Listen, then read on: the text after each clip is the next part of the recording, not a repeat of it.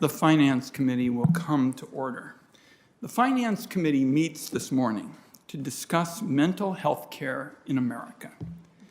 And this issue certainly ought to bring Democrats and Republicans together, starting with a single, clear lodestar. That lodestar is every American must have mental health care when they need it. And the shameful reality is the United States doesn't come close to meeting that bar today.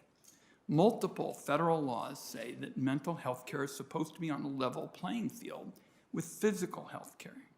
In practice, however, the system still reflects the dangerous, outdated stigma against recognizing and treating mental illness, and that's why millions of Americans are now falling between the cracks. For someone with a mental illness, it can often be nearly impossible to find a provider who can meet your needs or one who accepts insurance, particularly in rural communities or communities of color. Insurance claims often get denied or cut off too quickly, particularly for those experiencing homelessness. The outcome of a mental health crisis is often incarceration instead of treatment. Prior to the pandemic, 1 in 5 Americans was living with a mental illness. All the evidence suggests that the pandemic is adding to that crisis.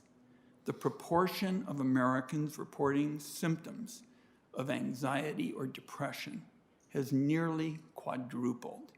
On Friday, the Centers for Disease Control and Prevention released a new report finding that over the last year, suicide attempts among teenage girls were up more than 50%. Meanwhile, a study that the Governmental Accountability Office conducted at our request found that many provider offices closed or cut staff during the pandemic, and then too many patients were turned away. So there is a lot for this committee to work on a bipartisan basis. A few key challenges. First, the country clearly needs a larger, talented mental health workforce. There simply aren't enough providers, whether it's psychiatrists or therapists or staff in inpatient facilities. For example, due to a major staffing shortage, the psychiatric hospital in my home state in Salem, Oregon, is currently being staffed by members of the Oregon National Guard. That's in a state capital where there are people and resources to focus on the issue.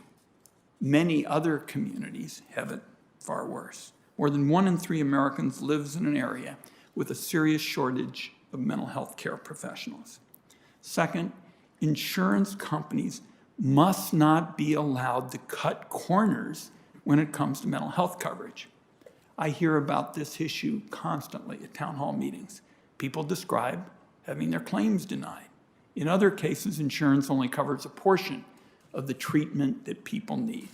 Furthermore, it doesn't make any sense to leave somebody experiencing a true mental health crisis waiting for a green light from an insurance company before they can get treated. Third, clearly the committee has a big challenge to address racial inequities in mental health care. Black and Latino Americans are roughly half as likely as white Americans to receive treatment for mental illness. Suicide rates are much higher among Black kids.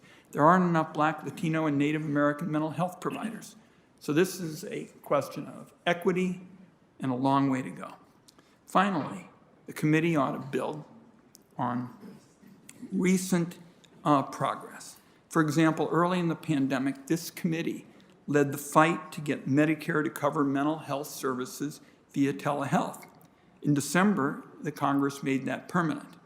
I believe that's going to be a game changer, particularly for seniors who live in rural areas, and it's going to work in traditional Medicare as well. And my colleagues all know that so many of our reforms have helped, particularly with Medicare Advantage and other programs where there's coordinated care. We've got to make sure traditional Medicare is afforded these benefits as well.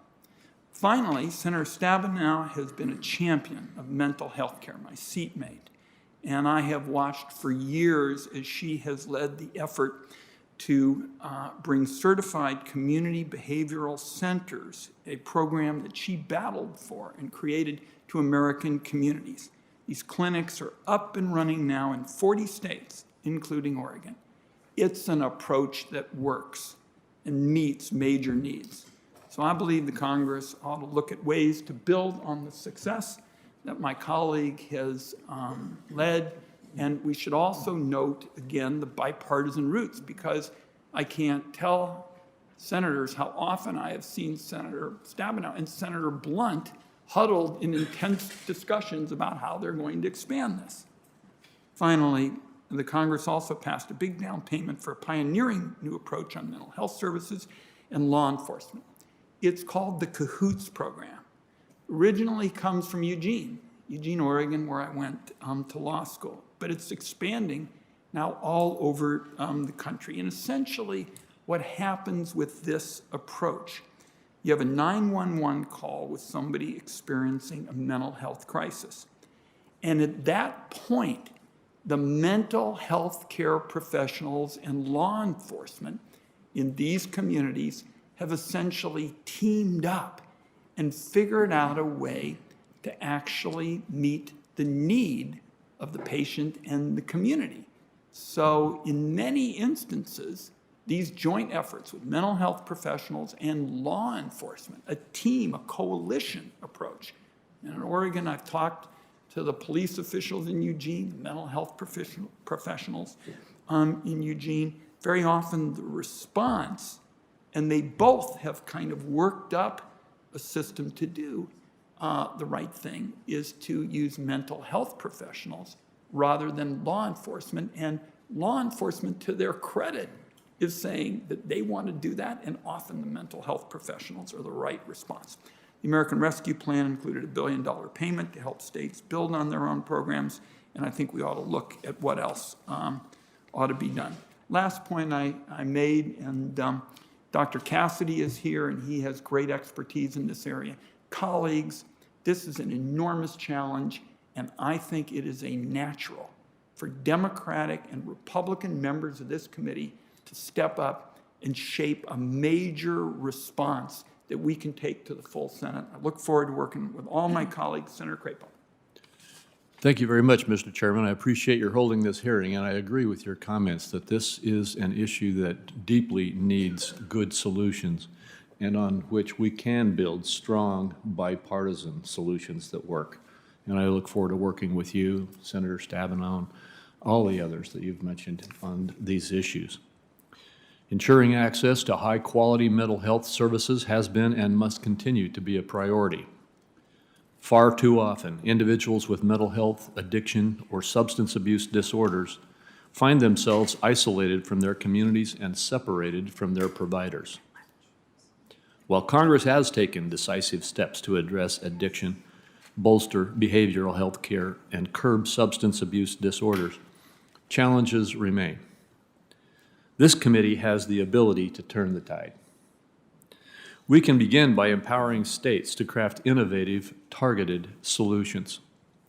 Medicaid functions most effectively when states have the flexibilities they need to address patients' unique care needs and adapt to unforeseen circumstances. As the nation's largest payer of mental health and substance abuse disorder services, Medicaid must support rather than subvert state efforts to serve communities in need. Unfortunately, the COVID-19 pandemic has highlighted and exacerbated the mental and behavioral health challenges we continue to confront. Loss of loved ones, increased isolation, and delayed treatment prompted a spike in anxiety, depression, and other debilitating conditions. While many are returning to their pre-pandemic lives, we should not be content to allow our mental health care delivery system to revert to its pre-pandemic ways. Whether for rural communities, urban areas, or tribes, telehealth has undoubtedly increased access to care. Through emergency flexibilities and permanent legislation authored by this committee late last year, we've taken crucial first steps toward modernizing telehealth coverage. I look forward to working with you, Mr. Chairman, and the other members of this committee to build on those efforts in months ahead. Further, by partnering with state and local leaders, we can spur care coordination, strengthen the mental health workforce, and drive value through delivery system reforms. While there is no silver bullet here, I'm confident we can tackle all of these challenges while upholding core principles of fiscal responsibility and program integrity. Before concluding, it bears emphasizing that we must continue to make progress in improving understanding of mental health so that people in need are not afraid or ashamed to seek treatment. We cannot discount the impact of stigma on preventing those in need of treatment from receiving care. I look forward to hearing our witnesses' testimony today and appreciate each of you coming here to share your expertise and ideas about how we can achieve these objectives. Thank you very much. Thank you, Senator Crapo. We've got 4 terrific witnesses. The one who will testify first, and I think we'll do the introductions because colleagues are juggling a lot this morning, is Dr. Miller, and Senator Bennett will give the introduction for Dr. Miller. We'll introduce all our witnesses, and then we'll hear their testimony. Senator Bennett. Thank you, Mr. Chairman. And I'd like to thank you and Senator Wyden for holding this important hearing on mental health. From the perspective of Colorado, it could not come soon enough. In my calls with parents and teachers over the past year, the #1 issue has been mental health. And over the years, the person my office has turned to for advice on these issues was Dr. Benjamin Miller, one of our witnesses today. Dr. Miller is one of the country's foremost experts on mental health. Today, he serves as the Chief Strategy Officer for Wellbeing Trust, a national foundation dedicated to advancing a more holistic approach to the health of every American.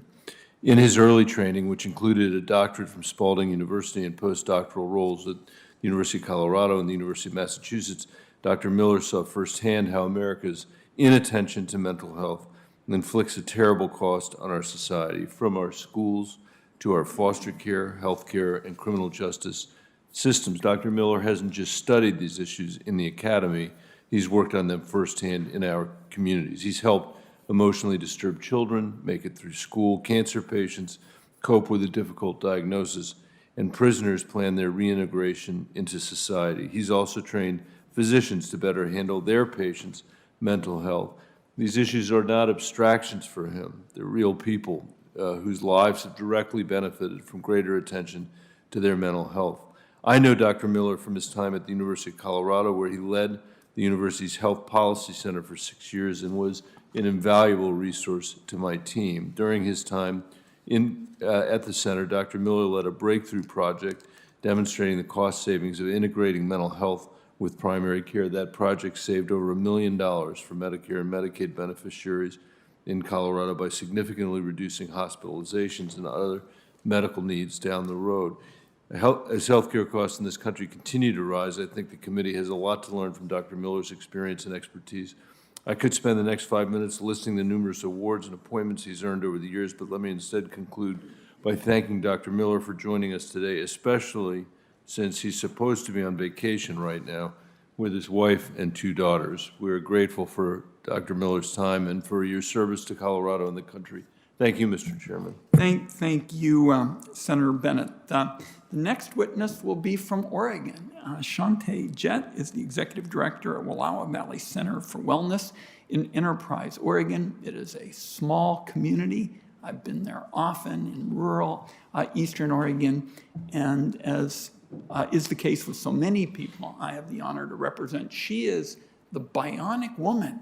She is basically everywhere, colleagues. She has worked in the Wallowa River House, a residential treatment facility for folks in Oregon with severe and persistent mental illness. She's been an outpatient mental health clinician. She's a pillar of the community. I remember recently having, we call sessions in schools called Listening to the Future. Shanti was there. And she holds a master's degree in psychology with a child, couple, and family emphasis, a bachelor's degree in business administration. And she also worked with children in inpatient psychiatric unit at Children's Hospital. So Shantae, thank you for making the long journey from rural Oregon. We're so glad you're here, and I know the committee is going to appreciate hearing from you. Next, we'll have Dr. Durham, and a great advocate for patients and those facing health challenges. Senator Elizabeth Warren is, I believe, online, and she's going to introduce Dr. Durham. Senator Warren, you out there in cyberspace? I am. Thank you very much, Chairman Wyden, Ranking Member Crapo. Thank you for having this hearing today. I have the privilege of introducing Dr. Michelle Durham of Massachusetts. She's agreed to speak to the committee today about the importance of expanding access to mental health services all across our country. Dr. Durham currently works as a pediatric and adult psychiatrist at Boston Medical Center. Now, BMC is the largest safety net hospital in New England, and it is also an academic medical center that's located in the heart of Boston. It is an amazing place. Most of BMC's patients are low income or from underserved populations. About half are covered by Medicaid. Throughout the COVID-19 pandemic, providers at Boston Medical Center, including Dr. Durham, have gone above and beyond to get patients the healthcare services that they need. Our communities owe a great debt to the folks at BMC. At BMC, Dr. Durham serves as the vice chair of education in the Department of Psychiatry. She also has a joint appointment as assistant professor of psychiatry at Boston University School of Medicine, and she runs the training program for BMC's general psychiatry residency program. As you say, Chair Wyden, this is another woman who is everywhere. Throughout her career, Dr. Durham has been a tireless advocate of health equity and mental health, and she is the associate director of BMC's local Center for Mental Health Disparities. She also co-leads the Team Up initiative at BMC, which works to expand pediatric mental health care at federally qualified community health centers. Dr. Durham was an expert on mental health long before the coronavirus, and she also worked on the front lines of the pandemic. Her testimony today will offer significant insight into how Congress should be considering reforming and improving our mental health system to both build back from the pandemic and to fix problems that existed long before that pandemic hit. So, Dr. Durham, I am deeply grateful for the work you do for patients, for students, and for the people of the Commonwealth of Massachusetts. I look forward to having a great discussion today. Thank you, Mr. Chairman. Thank you very much, Senator Warren, and thanks for your help in assisting us in making sure Dr. Durham could be with us today. Our last witness will be Tom Betlatch, a partner at Spire Healthcare Strategies prior to joining Spire. Mr. Betlatch served the state of Arizona for 27 years with 5 different governors and 3 different cabinet positions. For 10 years, he served as director of the Arizona healthcare cost containment system. That is, as I understand it, Arizona's Medicaid program. He's got a master's in public administration from the University of Arizona and a Bachelor of Arts in political science from the University of Wisconsin. So we're very glad you're here as well. Let's begin, and we'll start with Dr. Miller. Well, thank you for that wonderful introduction, Senator Bennett. Chairman Wyden, Ranking Member Crapo, and members of the committee. My name is Dr. Benjamin F. Miller, and I'm the Chief Strategy Officer for Wellbeing Trust, a national foundation started in 2016 through a gift by the Providence Health System that is focused on advancing the mental, social, and spiritual health of the nation. I'm a clinical psychologist by training and have spent most of my adult life pursuing strategies that can advance mental health to a place of priority within our society. This goal has guided much of my work during my time as the founding director of the University of Colorado's Farley Health Policy Center and continuing today in my capacity as an adjunct professor at Stanford School of Medicine and at Wellbeing Trust. It is an honor to be able to speak to you today about an issue that every American is experiencing, an issue that we need to aggressively pursue and which COVID-19 has all but exacerbated, especially among communities of color and other marginalized people, our mental health. Several government reports highlight how broken our mental health system is. The 2020 DoD Inspector General report found that over 50% of service members and their families who needed mental health care did not receive it. SAMHSA found that over 56% of adults with mental illness did not receive any treatment in the past year, nor did 35% of those with serious mental illness. And a recent GAO report highlighted a multitude of issues at multiple levels for mental health, including ongoing challenges with health insurance, enforcing laws like mental health parity, and finding the right clinician who can help. In one survey, almost 30% of people reported not seeking care because they did not know where to go. The need to solve for these and other existing problems is real and immediate. Clear pathways do not exist for people seeking mental health care. There are not obvious doors to enter, and we have no system that routinely is able to identify and treat people in a timely manner. This is perhaps our greatest challenge as we emerge from the devastating COVID-19 pandemic. With broad majorities in both parties now understanding the importance of addressing mental health, I believe it is time to enact immediate fixes for people in need, as well as to begin to lay the foundation for a reimagined mental health system, a mental health system that is grounded in community and an integral part of our broader healthcare infrastructure. There are three key priorities I believe this committee should consider as it pursues both short and long-term reforms for mental health. First and foremost, we need to bring mental health care to where people are. This includes schools and even our workplaces, but to most immediately meet this moment, the best place to start is primary care, the largest platform of healthcare delivery. In one poll, 70% of adults agreed that it would be more convenient if their mental health and substance use services were integrated into their primary care doctor's office. To do this, we must create more global and flexible funding mechanisms for primary care practices who are working to integrate mental health. Our payment mechanisms often reinforce a siloed delivery model, and this must change. By first using existing payment structures like those found in Medicaid managed care organizations, Medicare accountable care organizations, and Medicare Advantage plans to expand mental health integration work, primary care practices would have the flexible financial resources to onboard mental health clinicians as a part of their integrated team. Second, we must reconsider the design and capabilities of our workforce. Demand for care has far outpaced the supply of mental health clinicians, and it is inconceivable to rely upon clinician recruitment strategies alone to meet our ever-growing need. There are two things we can do simultaneously to address this workforce issue. First, we can map out mental health utilization gaps to better determine where services are needed and for whom. Without this, we run the risk of widening disparities or putting money into places or programs that people are not using for their mental health. Second, we invest in our community workforce, those like peer support specialists, community health workers, or more broadly, lay people in our communities. We train them in mental health skills to help become the first line of mental health support, complementing our clinical enterprise and enhancing the overall capacity for communities to address mental health needs. Finally, we must modernize and connect our federal programs and systems to collaboratively solve for common mental health problems. I realize it is hard to ask committees to work across jurisdictional boundaries, but so many aspects of our mental health need to be understood together and implemented together at both the state and community level. Because there are multiple agencies, funding streams, and programs that support mental health, performing a landscape analysis can create a strategy for synergistic efficiencies by breaking down silos across federal agencies and departments and allowing for a more cohesive plan for mental health. In closing, I thank this committee again for holding a hearing on mental health. This is our moment to be bold in what we can do to boost our nation's mental health and ultimately save lives. Thank you, Chairman. Thank you very much, Mr. Miller. Okay, I think next we'll go to Dr. Miller. Has gotten us off to a strong start, and now we'll be with Ms. Jett.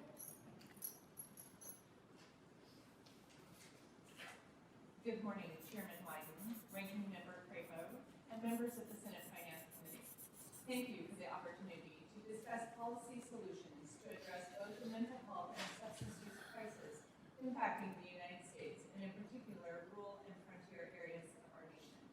My name is Shanti Jett, and I am the Executive Director for Willow Valley Central Wellness, which provides community-based mental health and substance use treatment services in the most remote region of our great state of Oregon. We represent a truly frontier area of our nation, where the cows outnumber the people, and the closest airport is Boise, Idaho, nearly 4 hours away. We are literally at the end of the road where everyone knows everyone, which unfortunately contributes to the stigma and lack of access for people seeking treatment services. I am here to tell you that the Certified Community Behavioral Health Clinic model has truly made a difference in our frontier community. I hope every state in the near future has an opportunity to use the resources this model has made available to us to meet the specific needs of our community.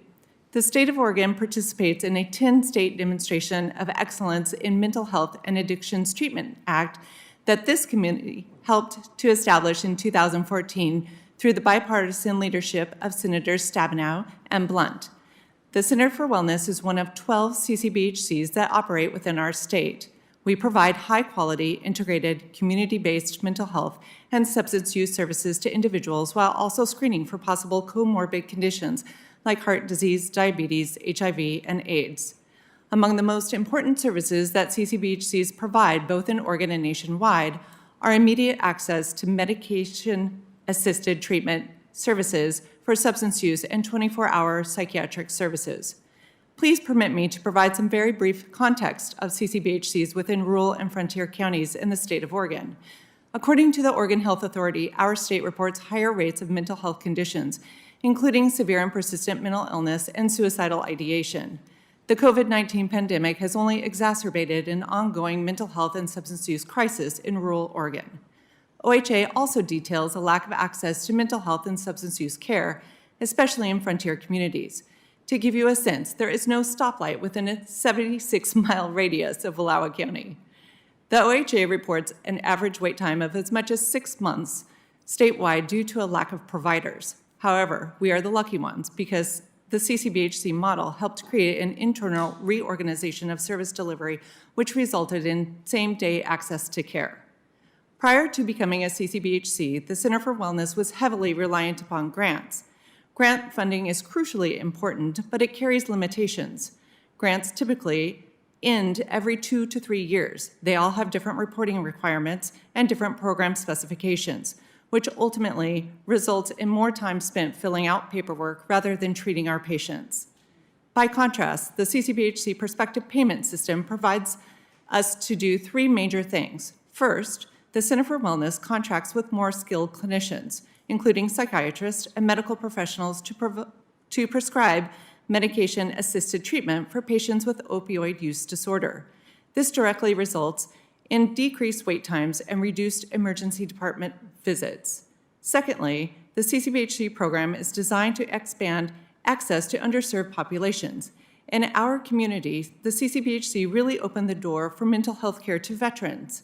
According to our local VSO in our county, there are at least 1,000 community members who have donned the uniform out of 7,000 residents.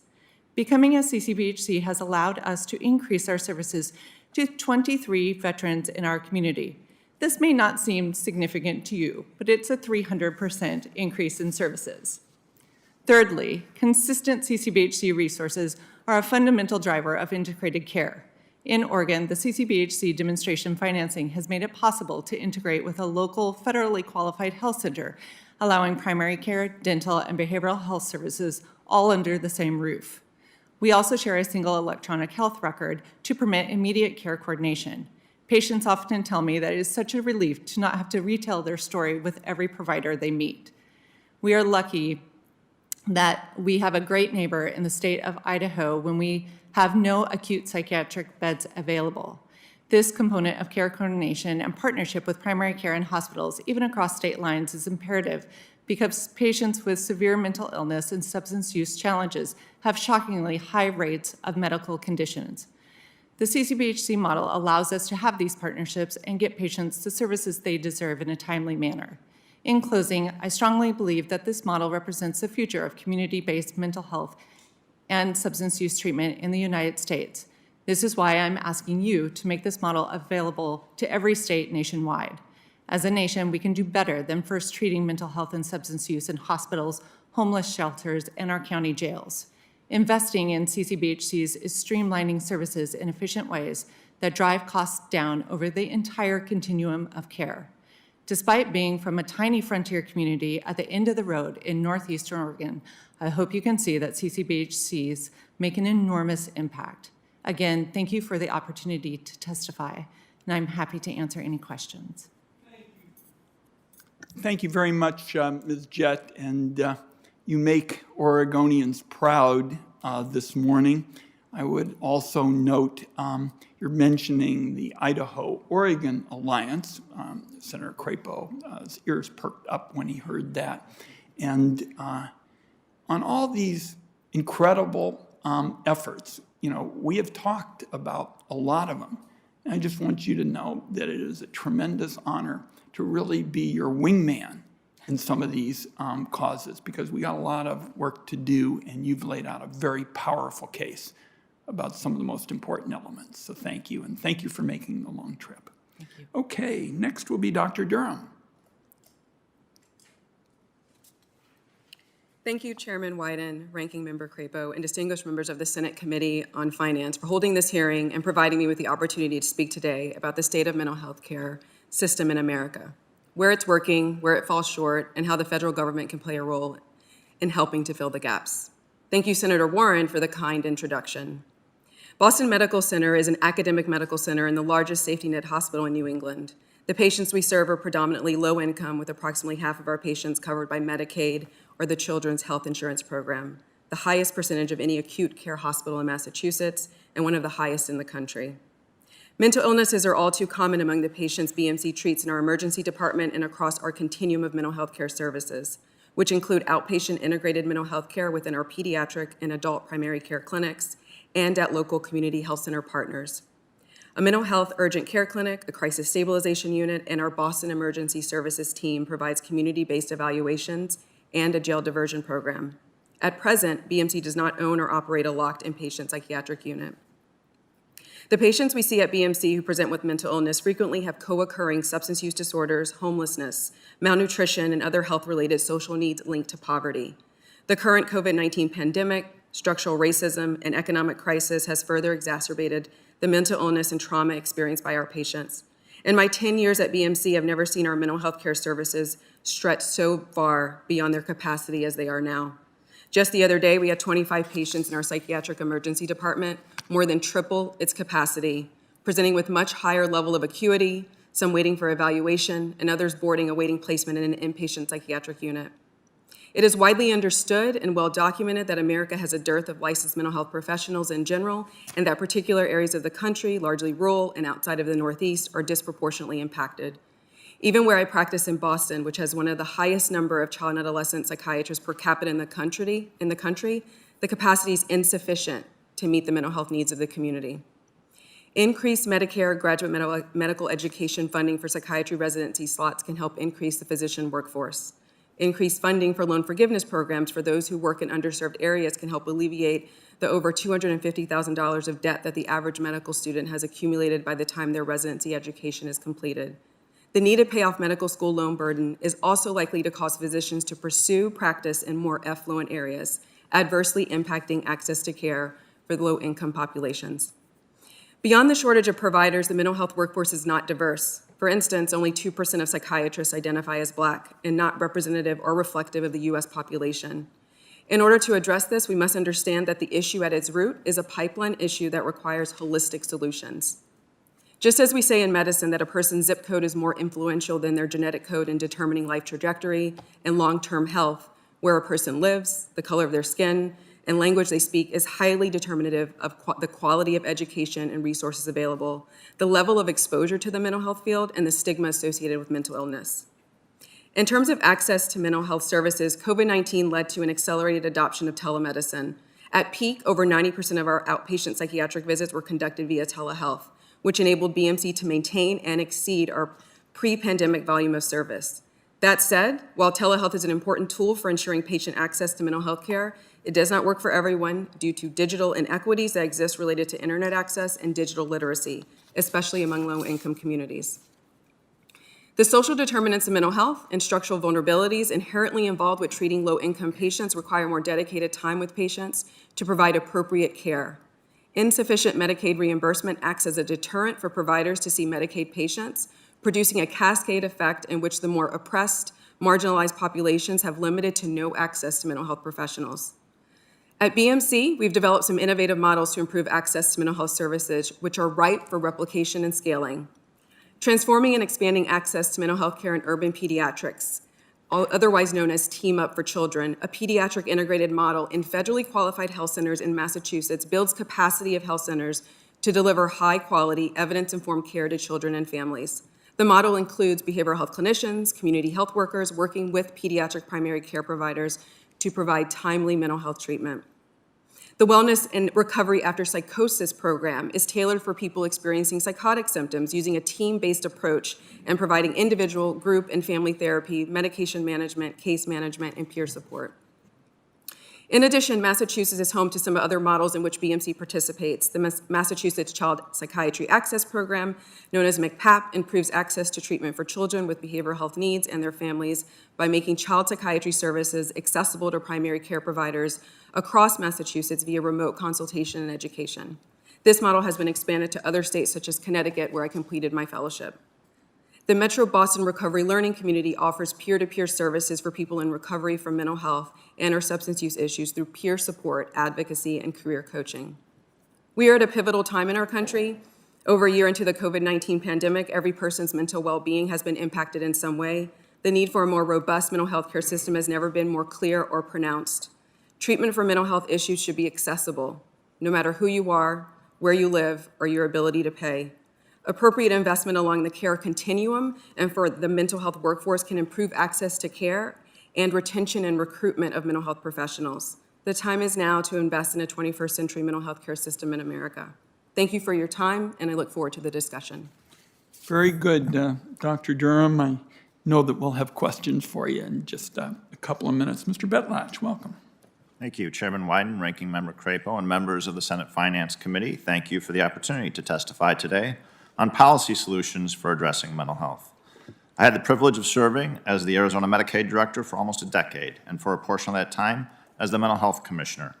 Medicaid serves over 70 million members, offering comprehensive mental health benefits to some of the country's most complex populations.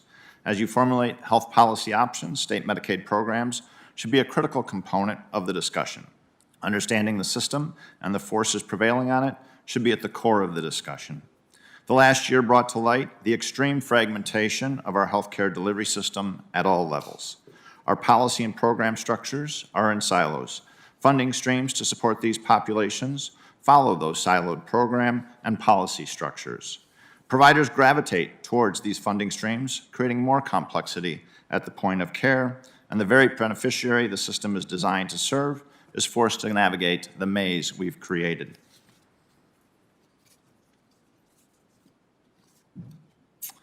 Today's environment has challenges, but states and Medicaid programs now have access to considerable federal investments to address these challenges. Examples include the 5% set aside from the Mental Health Block Grant used for crisis, 85% enhanced match in Medicaid for the CAHOOTS program, 10% increased federal funding for home and community-based services for the rehab option services, and the expansion of certified community behavioral health clinics. In February 2021, the National Association of Medicaid Directors published Medicaid Forward, Behavioral Health, outlining a series of strategies Medicaid programs are pursuing to advance mental health services for members. The strategies varied based on the unique population served by Medicaid. This report highlighted initiatives such as expanding access and improving timeliness to care, integrating physical health and behavioral health, and expanding access for the full continuum of care, including crisis services. Further, a March 2021 Bipartisan Policy Council report concluded that integrating primary and behavioral health care is necessary and would ensure that individuals with behavioral health conditions and comorbid physical health problems receive high-quality access to care. Arizona provides a strong example of this. In 2011, we pursued a multi-year strategy to better integrate services for individuals with serious mental illness. This strategy was focused on driving integration at 3 levels: policy integration, payer integration, provider integration. In 2018, Mercer Consulting conducted an analysis of the integration efforts.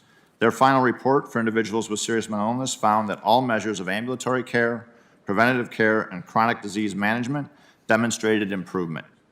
Just as important, all indicators of patient experience improved, with 5 of 11 measures exhibiting double-digit increases. Another opportunity highlighted by NAMD is to strengthen crisis systems. This issue is front and center with the implementation of 988. SAMHSA provided extensive thought leadership with the development of the Crisis Now model to serve anyone, anywhere, at any time. The Crisis Now model is based on 3 critical components: call center capability, 24/7 community mobile response teams, 23-hour crisis receiving and stabilization units. In Arizona, this system has been developed over the past 20 years and serves all Arizonans. The financing for this system comes from creatively braiding multiple funding streams while leveraging Medicaid for support. While we have seen improvement, there is clearly much more to do. To that end, Congress and the executive branch need to develop and implement strategies holistically by ensuring Medicaid and behavioral health collaborate and partner in a meaningful manner. On several occasions, Congress has leveraged the mental health expertise that lives in SAMHSA to advance policy initiatives.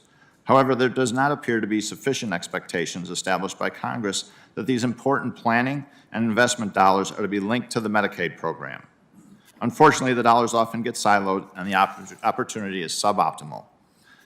At the end of the day, Medicaid beneficiaries may or may not benefit from these forward-looking investments.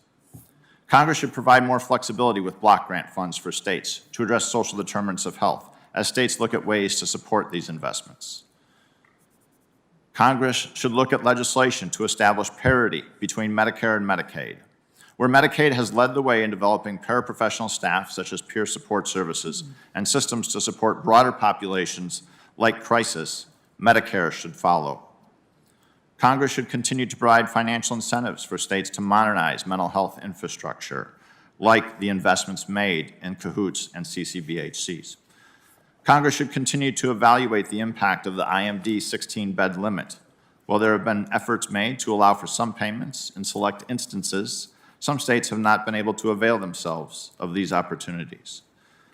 Congress should rectify the fact that behavioral health providers were excluded from the Electronic Health Record Incentive Program provided through the HITECH Act. And finally, as was mentioned by Dr. Durham, Congress should revisit the GME funding that's made available through Medicare and the 1996 caps. We're at a critical moment in time to advance the delivery of mental health services, not only within Medicaid, but for our entire country. Thank you for your time and interest in these topics. Thank you very much, Mr. Betlach. We'll start with you, Ms. Jett. I think what you and your colleagues are saying is you can't expand mental health care without expanding a trained workforce. And this is especially true in rural areas. And your eloquent words, I believe, spoke for a lot of providers from rural areas. And it seems to me you've got a big challenge filling some key slots. Licensed clinical social workers who serve Medicare and Medicaid patients, nurses who do so many things well, starting with health screens, and recovering patients who play a key role in terms of peer support. And listening to you over the years, you've convinced me these professionals are essentially the glue to holding a mental health system together.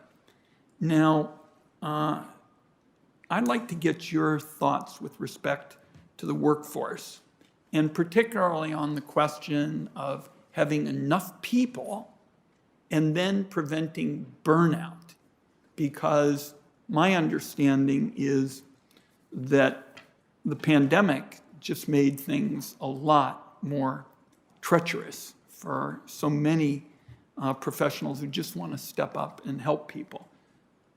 Deaths from opioids are 30% higher than last year. The number of emergency department visits for suicide and drug overdoses are up more than 25%, 3 to 4 times as many people identifying as facing depression today than before the pandemic. Why don't you tell the committee, because I've heard you speak to this in the past, it was always a challenge before the pandemic. Tell us what you think is really happening now with how the pandemic has made it much harder for you and your colleagues to do the terrific advocacy you do. Sure, I'm happy to speak to that. Crisis burnout is at an all-time high every single one of our crisis clinicians, well, clinicians in general that we hire have to take a crisis rotation. The crisis numbers since the pandemic started has tripled. And the acuity level of those crises has gone from a very simple, I have a lot of anxiety, my cat is stuck in a tree for the past 2 days, I'm not sure what to do, I'm having a panic attack, to the most recent crisis call that we had was, I have a loaded shotgun and I intend to use it as soon as we get off this call. I have never, in my 15 years of being part of a mental health system, ever experienced the acuity level of crisis burnout with clinicians and crisis acuity levels with the patients that we see. Well, thank you for giving us a case example, and I've heard you speak to this challenge of facing cases that are so much more serious. I guess the technical lingo is there's a greater level of acuity, but what a wake-up call to go from having lots of calls where people are facing anxiety, cats and trees and the like, to people with loaded shotguns saying that they're prepared to use them. So thank you very much for that and for coming. Dr. Durham, I want to talk to you about our challenges with parity. As you know, we got a governmental accountability office report documenting all the barriers people face when trying to get behavioral health. The federal laws have been on the books.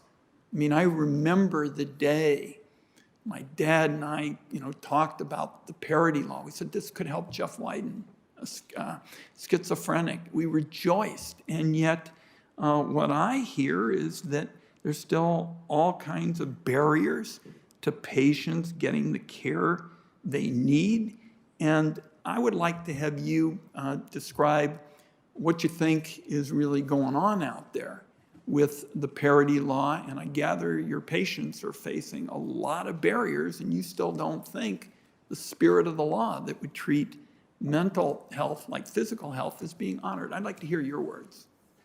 Thank you for the question, Senator Wyden. Completely agree that we have not made any headway with parity for mental health and physical health. We have a long way to go.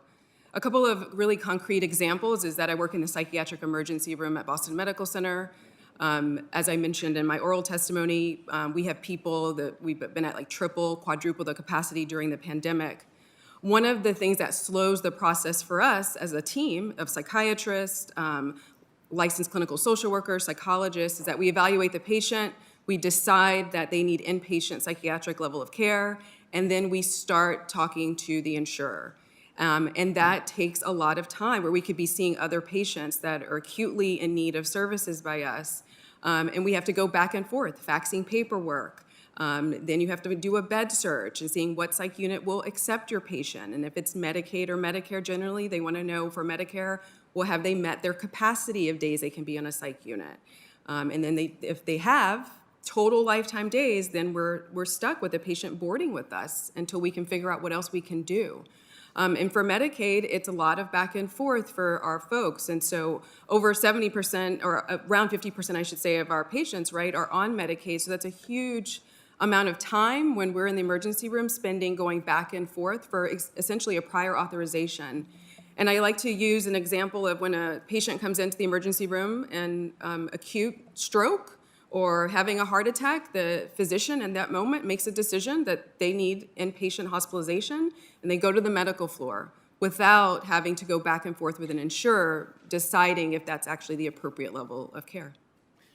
Thank you. And, obviously it was not the spirit of this bipartisan law, Senator Wellstone, Senator Domenici, to have patients and our providers have to go into what, is almost armed battle to try to navigate just a fair shake for patients and their providers. So I really appreciate your being here. I'm over my time. Senator Crapo. Thank you, Mr. Chairman. This question is for you, Mr. Betlak. There's bipartisan interest in expanding opportunities for integration of physical and mental health services across all payers. While some approaches prioritize payment, Others use co-location services or the use of case managers under a medical home model to achieve this goal. What are some of the examples of integration that could be a roadmap for Medicare or Medicaid in the near future, and how could waivers be used in state Medicaid programs to enhance access to care? Mr. Chairman, Senator Crapo, thank you for the question. I think there's a lot of different approaches states can take, and certainly it depends upon the ecosystem of each unique state. I think the first thing it starts with is states need a strategy.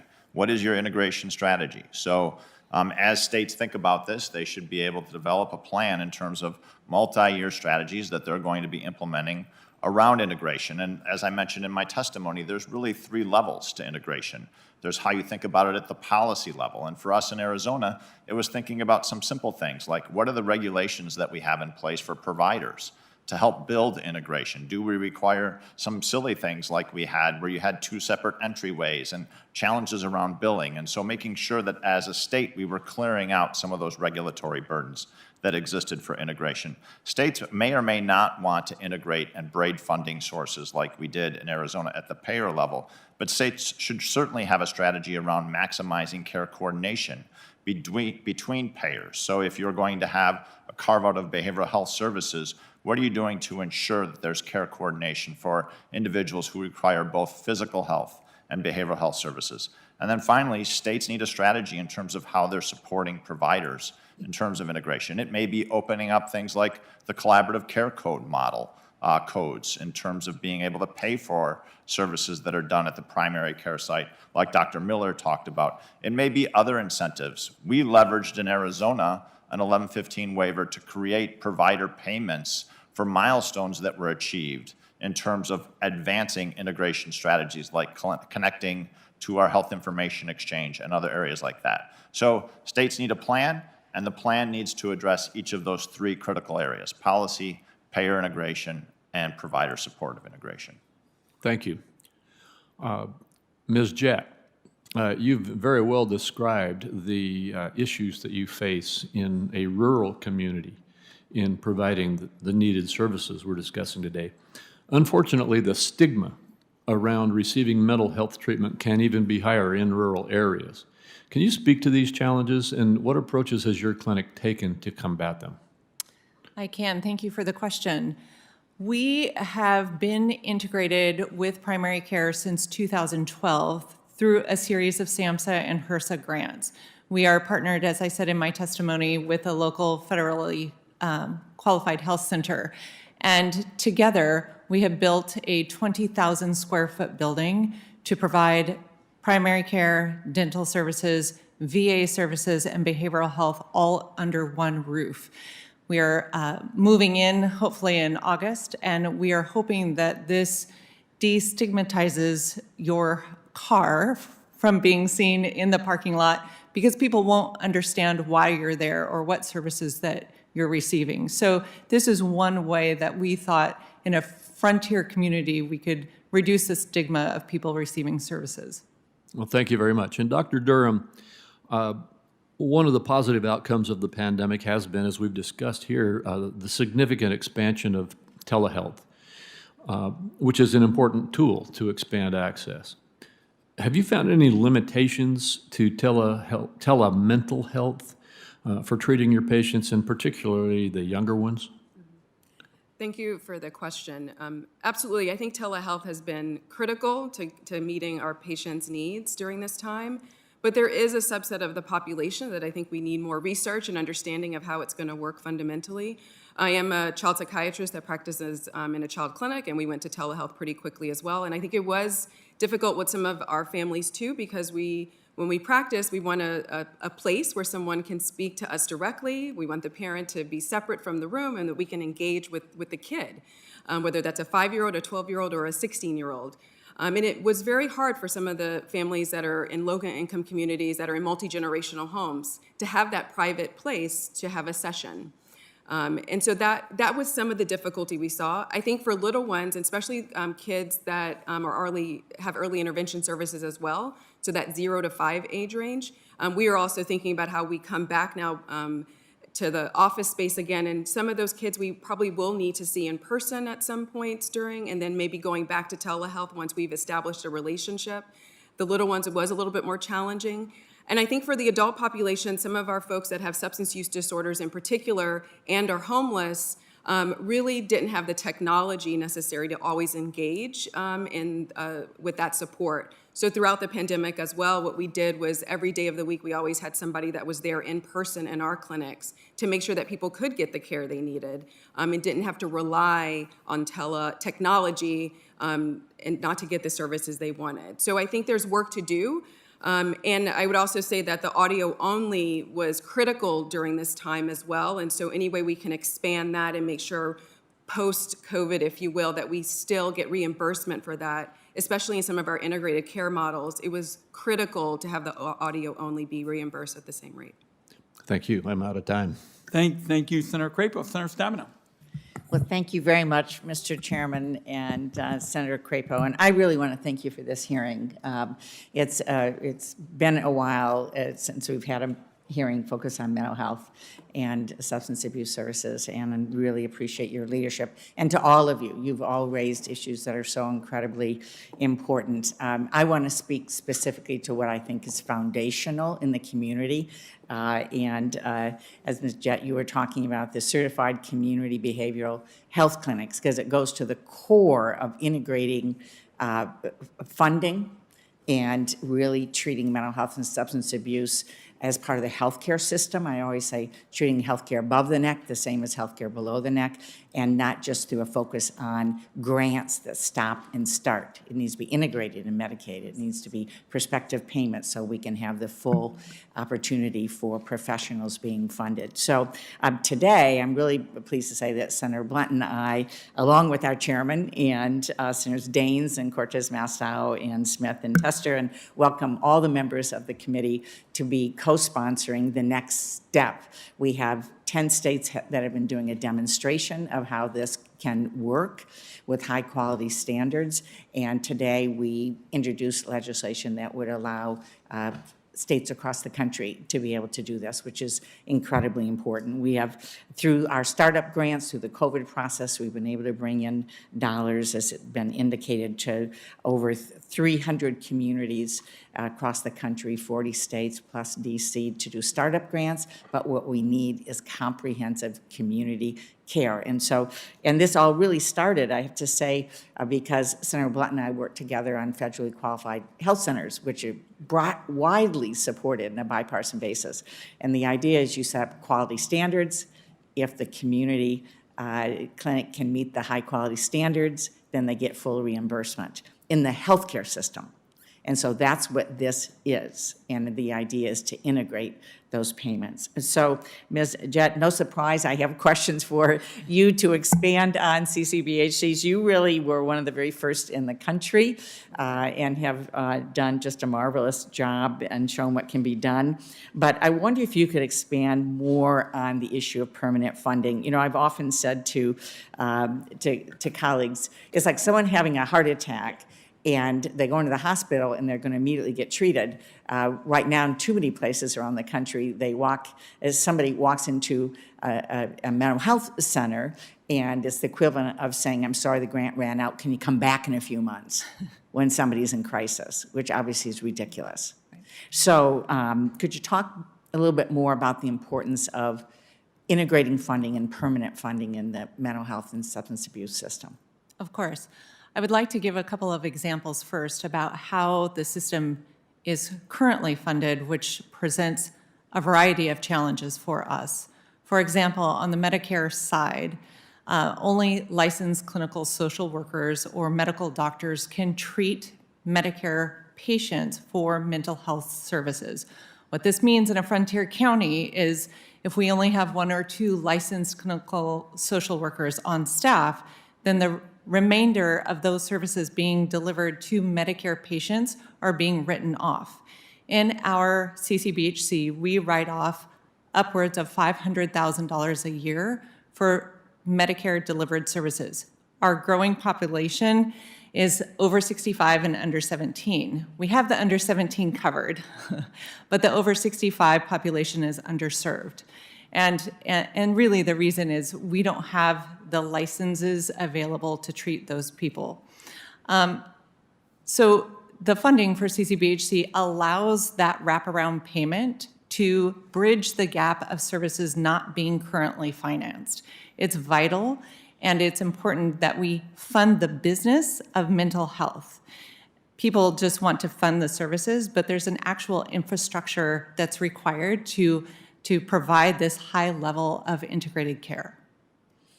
Thank you so much. And in the limited time I have left, let me ask you to speak a little bit more to integrating care. Again, the financing model really is about integrating primary care for individuals. It's a whole person, and we segregate them when we are talking about various ways to provide health care. But could you talk about the delivery of behavioral health services and what you do in the context of providing primary care for people?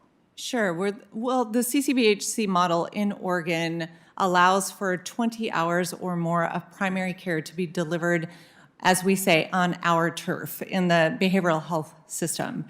This building, co-located with our local FQHC, works both sides of that equation, right? Because we understand that there are many people who want to access behavioral health services, specifically those with persistent and severe mental illness, on the behavioral health side. Conversely, there are people on the primary care side who only want to access behavioral health services from their primary care doc. And so having both an FQHC and a CCBHC in one location allows for multiple access of services and integration. Thank you very much. Thank you, Mr. Chairman. I thank my colleague, and Senator Crapo and I will be working very closely with you and Senator Daines as we go forward on these issues in a bipartisan way. Let's see. What we're going to do, because I think a couple of our hearings, it's been a challenge with so many senators having hectic schedules, I'm just going to call the names in order of appearance. So Senator Grassley would be next. I am not sure he's available, but I thought we ought to check. Senator Grassley. Okay. Senator Cantwell is, of course, here, been a longstanding leader in terms of health care advocacy. So let's recognize Senator Cantwell. Thank you, Mr. Chairman, and thank you and the ranking member for holding this important hearing, and my colleague, Senator Stabenow, for her leadership on this. Many of you have mentioned, well, a big theme this morning is the integration of mental and physical health. And appreciate everybody honing in on what we could do about that. To me, this is, you know, when I look at 20 to 25% of the homeless population is mental health problems, I think these are costs. These are just continued costs to the system that we haven't taken care of. And if we had an integrated system, and I think even better case management, because who's managing the situation? If the person has mental health problems, who's managing the situation? And if no one can talk to any of the people, how could you possibly integrate the physical and mental health? And I'm sure I'm not telling you anything. The drugs that people are taking for mental health cause a lot of physical problems.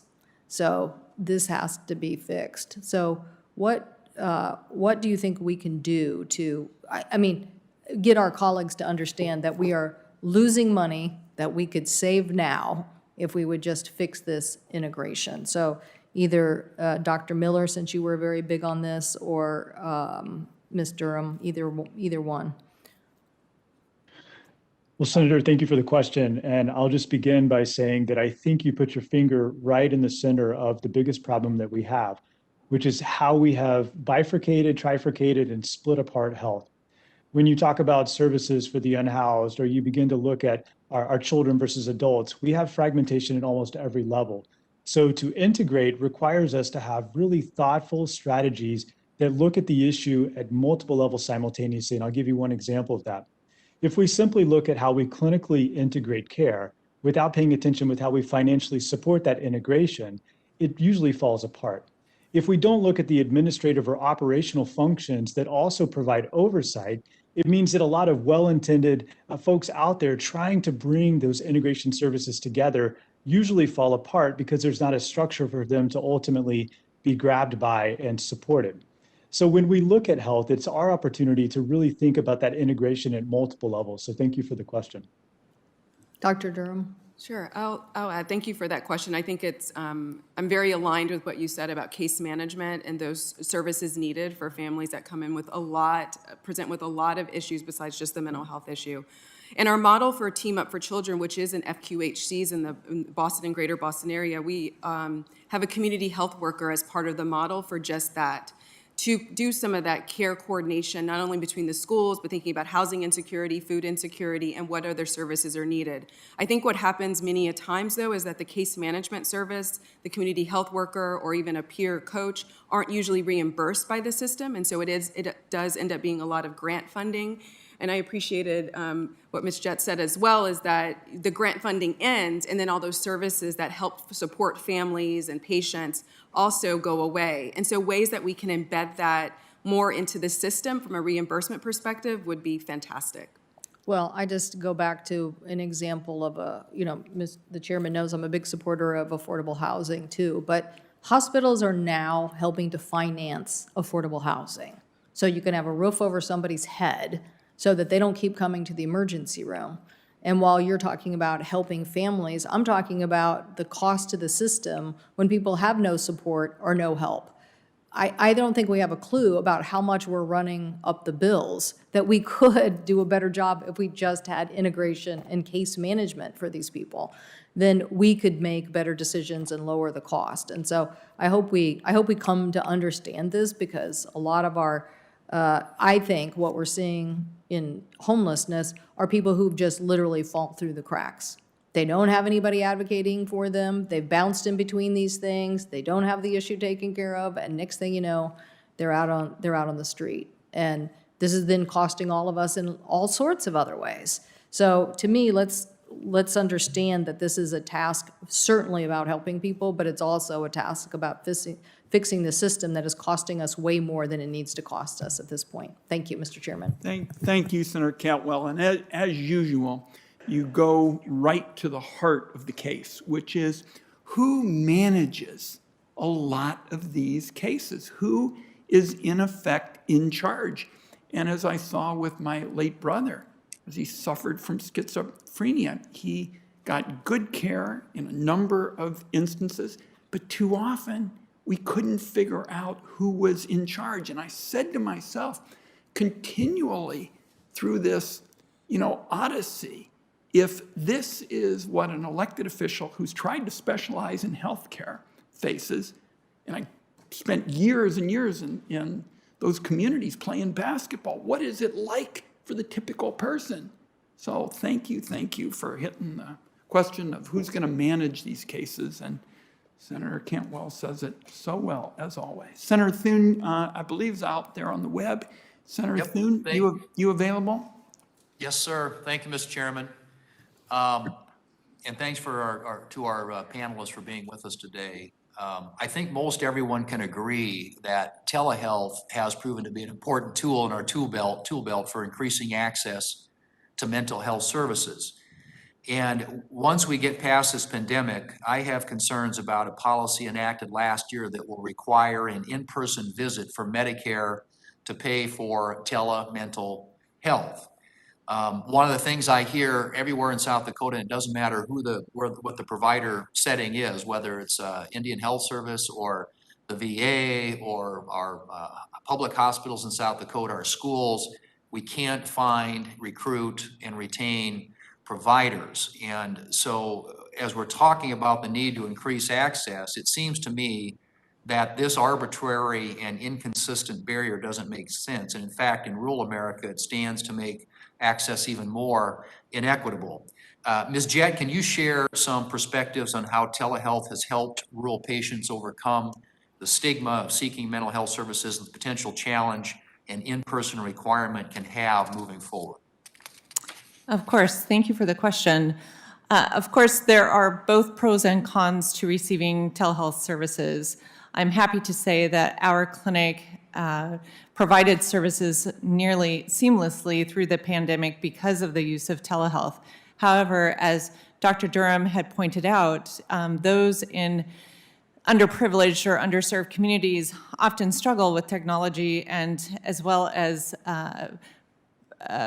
appropriate hotspots or Wi-Fi capability. And so what we've done as a community is we took some of the FEMA crisis money that we received and we bought 10 iPads and 10 hotspots to deliver to children and families and community members that were without Wi-Fi or technology services that were available to them.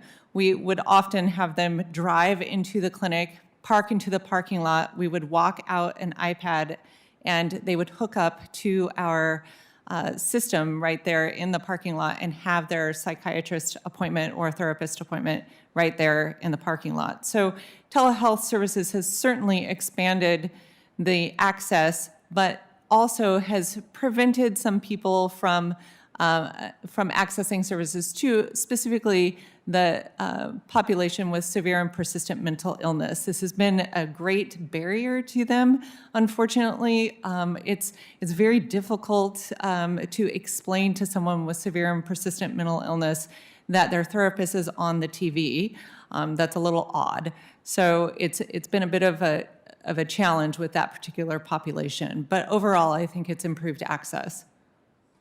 Well, thank you. And I guess I would direct this to anybody on the panel. The in-person requirement passed last year is not consistent with multiple telehealth policies previously enacted by this committee, like the E-Treat Act for substance use disorder and the FAST Act for stroke. Would you support legislation to remove the face-to-face requirement for mental health like Senator Cassidy has introduced along with Senators Cardin Smith and I? And keep in mind that there's nothing to stop an individual provider from requiring their patient to have an in-person visit. And to Ms. Jett's earlier comment, I serve on another committee, the Commerce, Science, and Transportation Committee, which is working on the Wi-Fi issue and trying to make those services more available to more people across the country.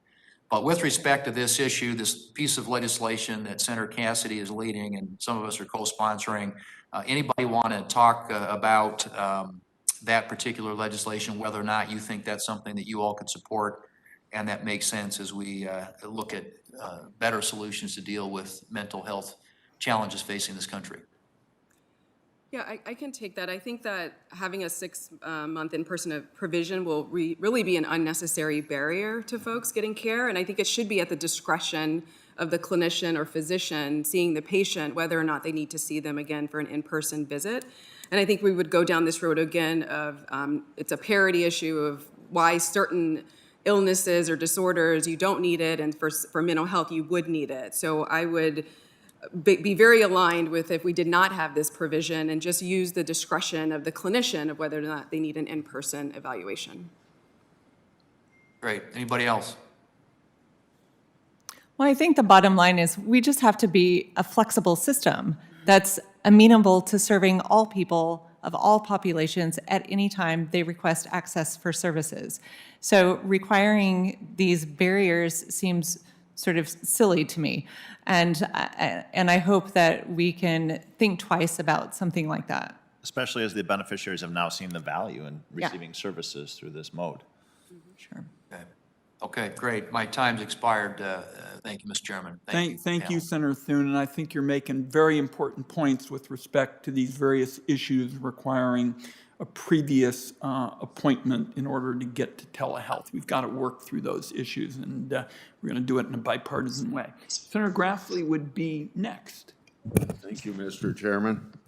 In 2019, I passed the bipartisan ACE Kids Act with the help of Senator Bennett.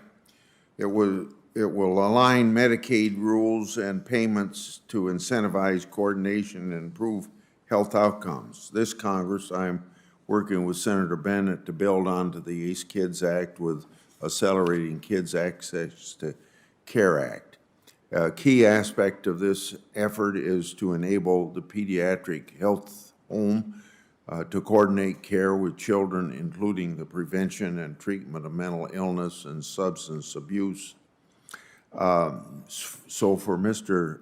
Betlach and Dr. Durham, You both discussed in your written testimony the importance of care coordination and addressing fragmentations in the healthcare system. The ACE Kids Act requires states to ensure mental health care coordination is included when establishing a pediatric health home. What lessons can be learned from both your experience as a provider and a state Medicaid director with the upcoming implementation of the ACE Kids Act in 2022? Thank you for the question, Senator Grassley. I think the more we can coordinate care for kids and families, the better at any opportunity.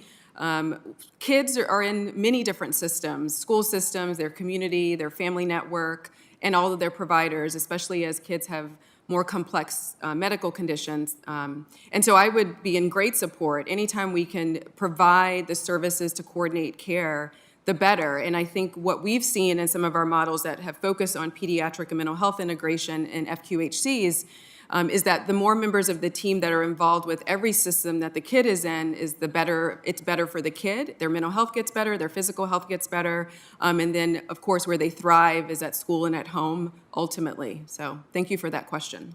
Yeah. Senator Grassley, what we've seen in Arizona is that states need to have a strategy around the different silos that exist in terms of where complex kids may be, whether it's working with the foster care system, whether it's working with kids that may be receiving services through a waiver for individuals with developmental disabilities. Really, the state needs to be looking at the delivery of behavioral health services holistically and how it's going to serve those populations and reduce the fragmentation. And so it's leveraging the investments that SAMHSA has made, for example, with first episode psychosis, to make sure that Medicaid is plugging into the infrastructure that's being created and looking at that. So if it's using managed care or fee-for-service, the state needs a plan in terms of how it's going to take kids with these complex needs and get them the services that they need. Yeah. Last Congress, we made mental health services via telehealth a permanent benefit of Medicaid. So for Dr. Durham and Dr. Miller, as healthcare providers, how best can Congress support this expansion of mental health while ensuring improved health outcomes for individuals served on the expansion of access? Access has been greatly improved with telehealth. We've seen that throughout the pandemic and with our patients. You know, as we discussed previously, I do think there are certain populations that it is more difficult. And so audio only has been very helpful throughout the pandemic. We've seen that a lot in some of our integrated care settings, whether that's pediatric integrated care or the internal medicine integrated care for primary care, at least in our, at Boston Medical Center. And so I hope that the provision would still continue to allow audio-only visits at the same reimbursement rates because it has significantly impacted and helped many of the homeless population, folks that don't always have access to the technology. I agree with Dr. Durham and Senator Grassley. Thank you for the question. The uptick in telehealth utilization for mental health has been a very helpful sign that people like it when care is able to come to them. And if we're really going to put the patients and families first, we do have to consider policies like the in-person requirement we just discussed and consider whether or not these things are good or bad for people, because does it restrict their access? Does it restrict where they're going to be able to ultimately use these services? So making permanent the audio only, having payment parity, and allowing this for all forms of outpatient care is a tremendous benefit for so many people across our country. I will yield, Mr. President, or Mr. Chairman. Thank you, Senator Grassley. Next would be Senator Carper. Is he available on the web? Senator Carper's right here. Okay, and we can hear you. Go ahead. Thank you, sir. Welcome to each of our witnesses today. My staff and I have heard from pediatricians from across the country, including right in Delaware, the Moore's Children's Hospital, fabled Children's Hospital that we're very proud of. And we hear from any number of sources that our country is experiencing a mental health crisis among children and youth. And I don't think it's just in Delaware. I think it's throughout our country. But during the pandemic, children have experienced major disruptions as a result of public health safety measures, including school closures, social isolation, financial hardships, and gaps in healthcare access. It's become clear that COVID-19 has significantly exacerbated the health stress on children and youth, highlighting our nation's acute shortage of mental health services and the need to reinforce and expand the pediatric mental health delivery systems and infrastructure. A question for Dr. Durham, if I could. Dr. Durham, what more can those of us in the Congress do to address root causes and support effective approaches to prevention and early identification of mental and behavioral health issues? Dr. Durham. Thank you very much for that question. As you mentioned, many of our kids have experienced a lot of loss, and when we think of loss, it's not only death within their family, but also thinking of not being able to see their friends or do the social activities and other things that fulfill a livelihood.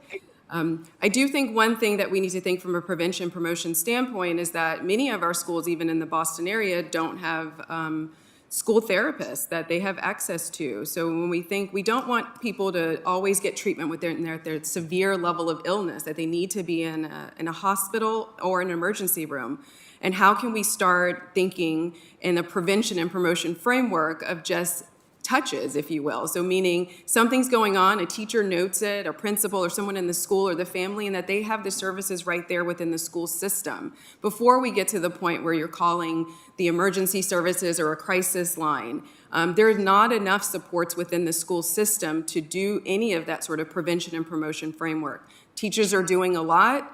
They're doing their job, but we don't have therapists that are even embedded in many of our schools, even when we think about a resource-rich place like Massachusetts. And so I think it is critical that we think about it in that framework. I do think pediatric integrated care is another way to think more about prevention and promotion. So seeing children and families at their well child visits, which we do in Massachusetts, and start thinking and asking those questions about what stressors are happening in their lives, and getting care for immediate needs, whether it's a mild, behavioral health need, depression or anxiety that isn't to the point where maybe they're thinking about harming themselves or harming anyone else. So using that framework of prevention and promotion, I think, is critical. And sometimes that is not necessarily reimbursed from a mental health standpoint as it is for physical health, that kids are supposed to go get their visits quite early in life for a check-in. And the more we can think about even like a mental health check-in with their primary care provider or therapist in the school, I think the better we would all be in the long run. Yeah, thanks. A question for the record, if I could, for all of our witnesses. Several months ago, I was in the Bay Area in California and visiting a number of promising technology companies. One was called Ginger, Ginger, in the Bay Area. And they focused on coverage for, they focus on mental health screenings and behavioral health coaching. And I have a question regarding the coverage for those screenings and coaching. And I would just ask if any of our witnesses, if any of you find virtual behavioral health coaching to be an efficient means of preventing serious mental illness, and if so, should Congress consider mandating coverage for virtual mental health screenings and behavioral health coaching in plans offered on the health insurance marketplace? That's a question for the record for each of you. Thank you very much. Thank you, Mr. Chairman, for our ranking member. Thank you, Senator Carper. So, colleagues, we're going to keep this going. Our guests will, I'm sure, find this somewhat entertaining because we've got all these votes and senators are coming in and going, but we're going to keep it going. The next four questioners from the committee will be Senator Cardin, Senator Cassidy, Senator Bennett, and Senator Daines. So Senator Cardin, if he is available on the web, would be next. And as I say, we're just going to keep this going. Senator Cardin, you out there in cyberspace? Okay. Senator Cassidy has been here all morning. Thank you, Mr. Chairman. Dr. Durham, I think I may have given you a lecture in medical school. I think you may have. I don't know, you may recall it was on diarrhea and hepatitis. I was very famous on those lectures. So, there will be a quiz as to hepatitis A and how it's transmitted, but we'll do that off the record. Thank you very much. And it's incredibly gratifying to me to see you and how your career has gone. So let me say that. Thank you very much. Let me echo Senator Thune's endorsement of the bill that we have introduced as regards telemental health. And Mr. Chair, I'd like to submit two letters which support this legislation that we're putting forward with Senator Thune, as he mentioned, but also Senator Smith and Cardin, and I've lost the list, but it's a very, and Smith.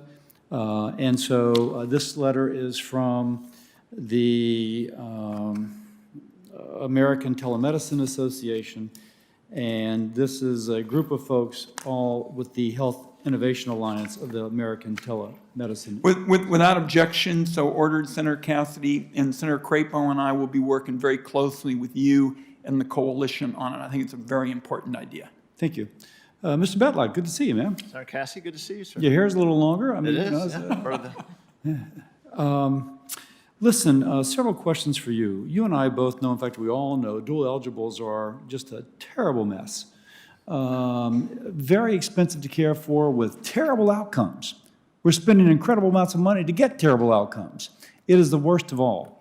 Now, SAMHSA puts a lot of grants out there in order to address the mentally ill, the issues of the mentally ill, as well as those who have substance abuse. And yet there seems to be poor coordination with Medicaid. You've got experience. Can you give some ideas as to how we could better coordinate those programs? Sure, Senator Cassie, that's an incredibly important question. In Arizona, roughly 40% of the population of individuals with serious mental illness are dual eligible members. It actually leads to incredible fragmentation, as you described. When I first became the Medicaid director, if you were an individual with serious mental illness, you had a plan for physical health for Medicaid, a plan for behavioral health for Medicaid, Medicare fee-for-service, Medicare Part D. You had 4 different organizations that were potentially involved in paying for your services, none of them coordinated. As you said, it's led to just terrible results. On average, an individual with serious mental illness dies 25 years younger than peers, and oftentimes it's from untreated chronic diseases. And so in Arizona, it all comes back to the system design issue. Who's accountable in this? And it's very challenging with dual eligible members. But we created and built off some of the federal regulations that exist that said the managed care organization that was responsible for providing services for individuals with serious mental illness not only had to deliver Medicaid services. Arizona Medicaid program's the 3rd largest housing authority, so there were rental subsidies that were flowing through the Medicaid program, employment support services. Very importantly, the plan had to be a dual special needs plan, which meant that it offered the Medicare services, which meant it was then accountable for delivering Medicare services to that population. So let me stop you. Yes? Great ideas, aligning incentives, appointing authority, everything that checks the box in terms, what were your outcomes? Were you able to improve outcomes for the duals? Yes. In the independent third-party study that was done by Mercer, we saw an increase in terms of all the HEDIS scores for ambulatory and chronic management, and an increase in all of the CAP scores. Now, let me the ask, member because experience. sometimes those are process-oriented as opposed Yes. to outcomes-oriented. Right.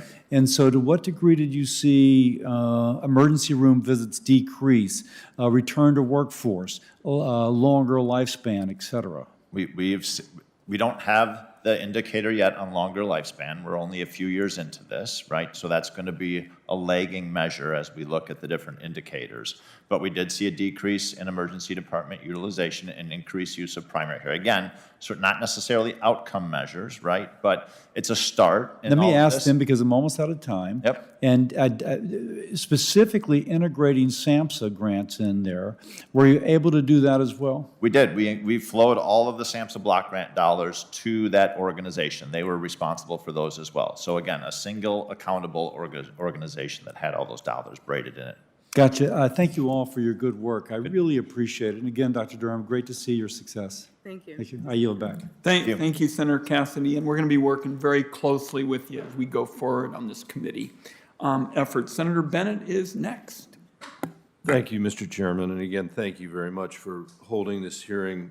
I hope that it's only the start of a larger effort to address the mental health issues in our country. I, like my colleagues, am deeply concerned about the issue of parity and how insurance companies and providers often erect barriers to adequate mental health coverage. And as Senator Kane and I were working on developing our Medicare Ex-Choice Act to create a public option, mental health access was at the top of our mind. We viewed this as an opportunity to improve access to people, especially in rural areas. And a key provision in this proposal provides primary care to patients with a public option without cost sharing, and this should absolutely include mental health care. Dr. Miller and anybody else on the panel who'd like to answer, can you speak to how a public option could be designed to integrate mental health in primary care? How should this elevate the standards on parity that currently don't exist in the private health insurance market? Thank you for the question, Senator Bennett, and thanks for your ongoing leadership in this space. First, from a coverage perspective, any public option should incorporate some of the key lessons that we're learning from landmark federal cases like Witt versus United Behavioral Health. This includes things like requiring coverage to be consistent with generally accepted standards of care that ensures the inclusion of civil enforcement provisions. Second, a public option can actually create a standard for integrating care. A public option can determine the scope of services, and it can actually raise the bar on expectations for integrated practices. This is needed and overnight could create a new mechanism to support integrated primary care. And then finally, a public option could expand the scope of services and range of providers to make sure that it pays for critical services that augment the on-site delivery, like peer support specialists. These things really, if you bake it into a public option, you are beginning to change the game from how people experience mental health and primary care on the ground. Anybody else? I am deeply concerned with the increased rates of mental illness that young people are experiencing, leading to death by suicide, substance use, or other mental and behavioral health challenges. In Colorado, it's been 5 years since suicide became the leading cause of death for kids aged 10 and older. And at the same time, we've seen a reduction in beds for youth suffering from mental illness. We've seen that decrease by 1,000 in the past decade. A few weeks ago, our Children's Hospital declared a, quote, a pediatric mental health state of emergency as emergency mental health visits were up 90% in April 2021 compared to April 2019. What gaps exist in the tools needed to address the mental health challenges facing our children and young adults across the continuum of mental health care, particularly for the Medicaid population? I know a lot of our colleagues are working on improving home and community-based services. How can we ensure kids and families are receiving mental health services at home or in their communities? I don't know, Dr. Durham, whether you might want to get us started. Sure, I can get us started. I think it's a fantastic and great question, so I appreciate it. I think it has to do a lot, too, with the care continuum. I think what we've seen is everything has been exacerbated. What we knew pre-pandemic was that we don't have enough services for kids. I think a state like Massachusetts has done a good job. Senator Cassidy is from Louisiana, which is my home state, which is very different, and my family and friends are still there, and I can compare Massachusetts and Louisiana. And so we do have a continuum for care. We have in-home services for kids on the state Medicaid in Massachusetts with different language capacities. And I think that model should be replicated in other states similar to the state of Louisiana, where I come from, where there is very limited resources for kids on the state Medicaid. And that care continuum has day programs in Massachusetts. We have crisis units for kids so we don't have to go always to the highest level of care, which is a locked psychiatric unit for kids. And, as previously stated, I do think we need to do something to expand school-based therapists at schools. We don't have enough. That is where kids are most of the day. That's what gets noticed quickly by teachers and other people that see them day in and day out. And so ways that we can work from a prevention and promotion framework, kids as young as 12, 13, and 14 will tell you when they're in their early 20s, I knew when I was 12 that something was going on. And either maybe a parent or caregiver didn't recognize, but also there was no one to go to. So the more that we can invest in that all the way from prevention and along the care continuum, I think the better for all of our kids. Thank you, Mr. Chairman. I'm out of time, but I appreciate that answer very much. Thank you, Senator Bennett. The chairman has gone over to vote. I don't know if it's been explained that we have 2 votes going right now, so we're kind of rotating back and forth. Plus, we have a lot of members who may or may not be available because of that, but I'm just going to go down the list. I am told that Senator Daines is on his way here, but let me just ask, is Senator Daines on the internet? All right, I'm just going to call out some names, and if nobody answers, I'm going to... Did I just hear somebody? If nobody answers, I will ask a few of my own additional questions. Senator Casey.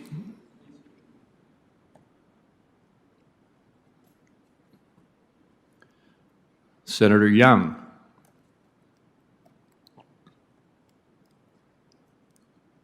Senator Warner.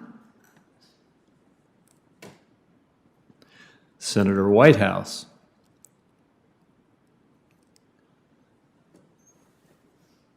Senator Hassan. Here is Senator Daines. You're up, Steve.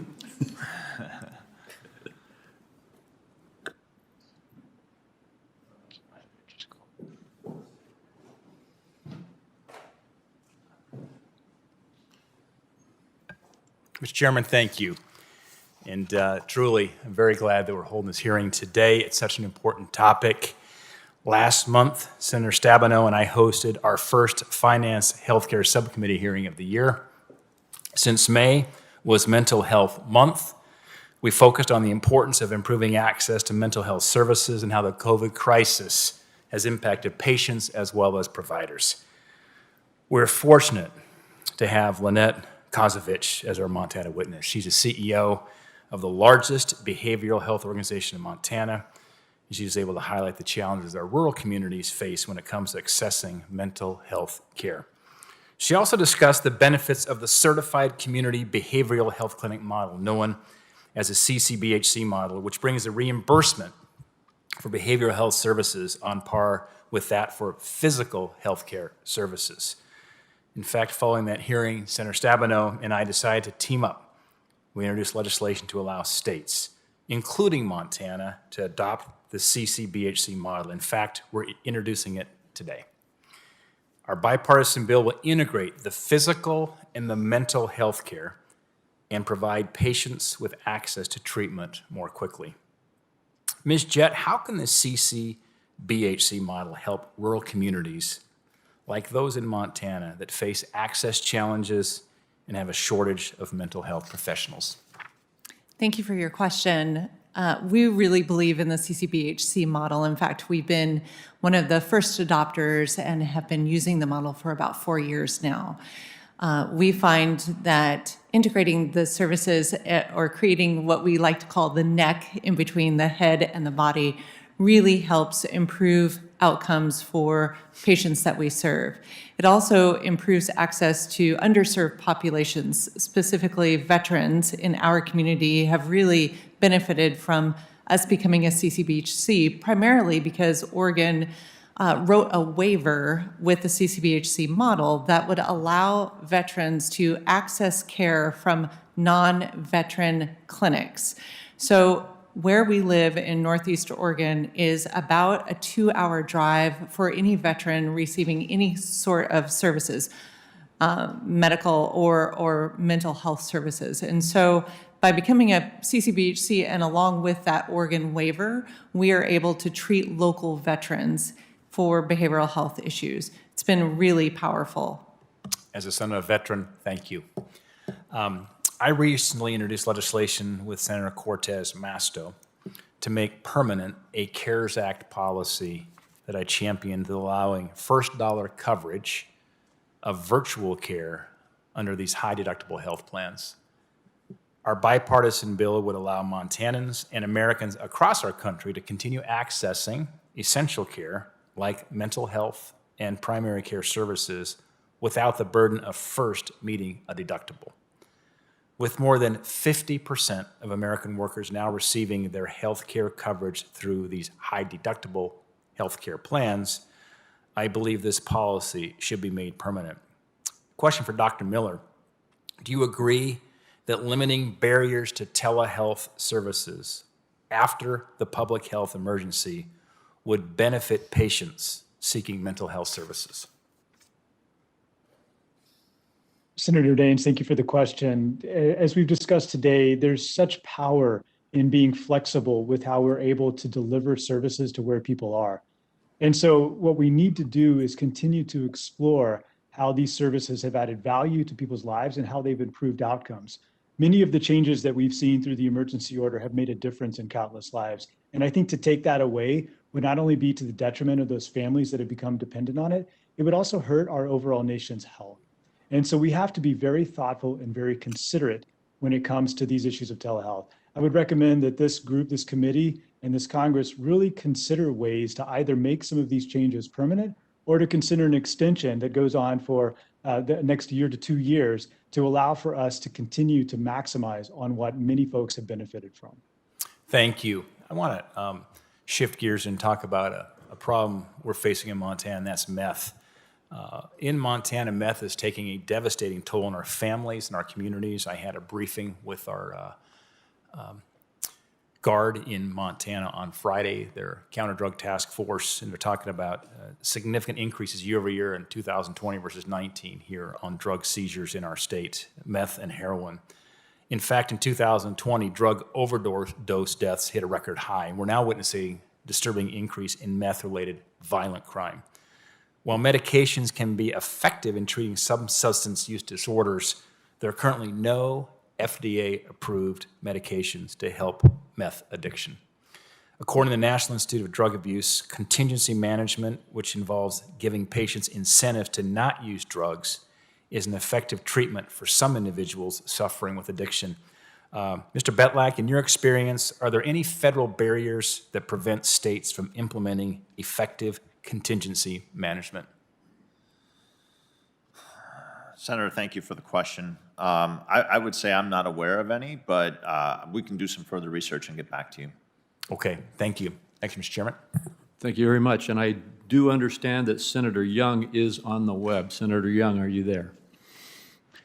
I am, Mr. Chairman. Thank you so much for holding this hearing, and I think this is a really important topic. The coronavirus outbreak has created an unprecedented mental health challenge for our country, and I know it certainly created challenges back home for many of my Hoosier constituents. While we don't yet know the full impact of the coronavirus pandemic on mental health, we do know it's forced Americans to isolate from their loved ones and other support systems, causing a troubling spike in mental health and substance abuse problems. A Kaiser Family Foundation poll found that 45% of adults say that the outbreak has affected their mental health, almost half of adults.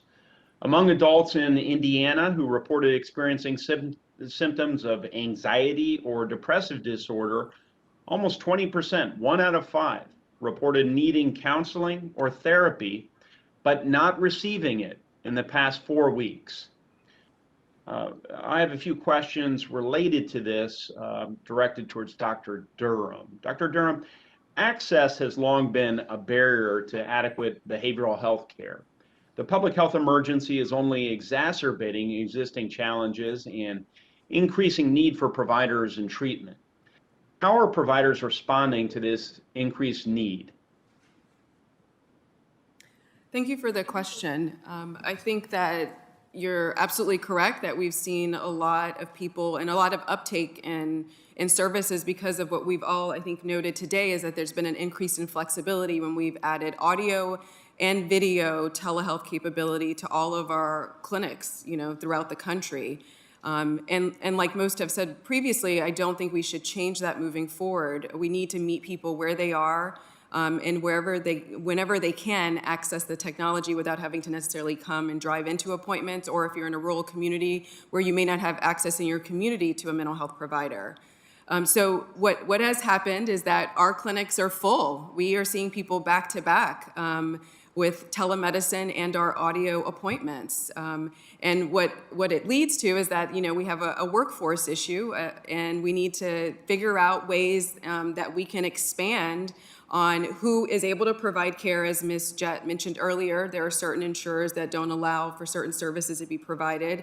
And so looking at that more deeply of who can provide services and get reimbursed for their services, I am a firm believer that whatever you trained for and went to school for, you should be able to practice and get reimbursed appropriately for. And so I think that telehealth has expanded so much for our communities. I think there's more research to be done as well for which which patient populations it works for and how we need to pivot in some other ways to make sure it's accessible for them too, due to other digital inequities and maybe the lack of digital literacy as well. But it has definitely made that process of engaging and reducing stigma, I think, in mental health, with having to physically come in to see a mental health provider, I think it's helped substantially. Well, I agree that these additional flexibilities based on my consultation with providers back home have just been essential. So I think it's really important that we continue to maintain these flexibilities. If time remains, I'll briefly touch on social determinants of health, because we know that these are the economic and social conditions in which people live and learn and work and play, and they also impact one's ability to access transportation and stable housing, and by extension, these factors can positively impact the health and well-being of the most vulnerable Americans. So, Dr. Durham, once again, just briefly, how might we better leverage existing programs and address the barriers to coordination between mental health and some of these social service programs that I alluded to? Is there anything that comes to mind that you see as a real opportunity for us in Congress? So I can talk based on my experience just as a clinician and someone who works in outpatient child psychiatry. We have folks at Boston Medical Center that exactly what you mentioned. They're struggling with food insecurity, housing insecurity, transportation issues, all of the social determinants. But what is lacking, because most times from a Medicaid perspective, we are not necessarily reimbursed for that time that we take to coordinate the care. It is very difficult to get case management as a psychiatrist or as a social worker in our clinic, or we have LMHCs in our clinic. The time dedicated to coordinate all of those services that family may need from a case management standpoint are not necessarily reimbursed. And so that happens or carved out at other times during the day when maybe we have a gap, if you will, in our schedules. And I wholeheartedly agree that a person's mental health is affected by all of those social determinants. And the more that we can think about how do we provide care and get reimbursed so that we can talk about all the social determinants, get them the services they need, and also as a provider focus on their mental health, I think the better, you're right, our families would be, and then the communities would be ultimately. But many a times that mechanism is funded by grants, and grants go away. And then we're stuck with how do we help our families with all of the needs that they need in order to focus on the mental health issue at hand.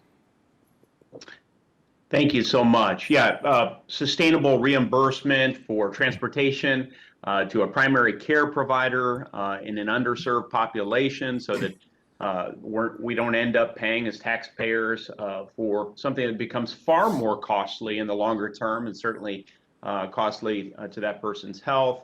Reimbursement to replace an air conditioning unit so that somebody doesn't, or a heater or something, so that somebody doesn't become incredibly ill. It's the whole ounce of prevention notion, and we've just got to get better at that. So thank you, so Senator much Young. for your We're going to presence need here to move on to the next senator, which is Senator Casey, who I understand is on the web. Senator Casey. Thank you, Senator Crapo, thanks very much. I just have one question, and I know this is maybe plowing ground that has been plowed during the hearing, but I want to reiterate some of it. And I'll direct my question to Dr. Durham and Dr. Miller. We know that even before the COVID-19 pandemic, that children were facing both behavioral and mental health crises all across the country. This need obviously is much greater because of the pandemic. And now kids are waiting weeks to months to get mental health, both the evaluation and the treatment. So it's highly unlikely to get markedly better even as the pandemic is receding. We've heard a lot today about telemedicine and the benefit it provides, but used alone, it doesn't help us with the question of increasing the number of trained professionals who can help both children and teens access the both mental and behavioral health care that they need.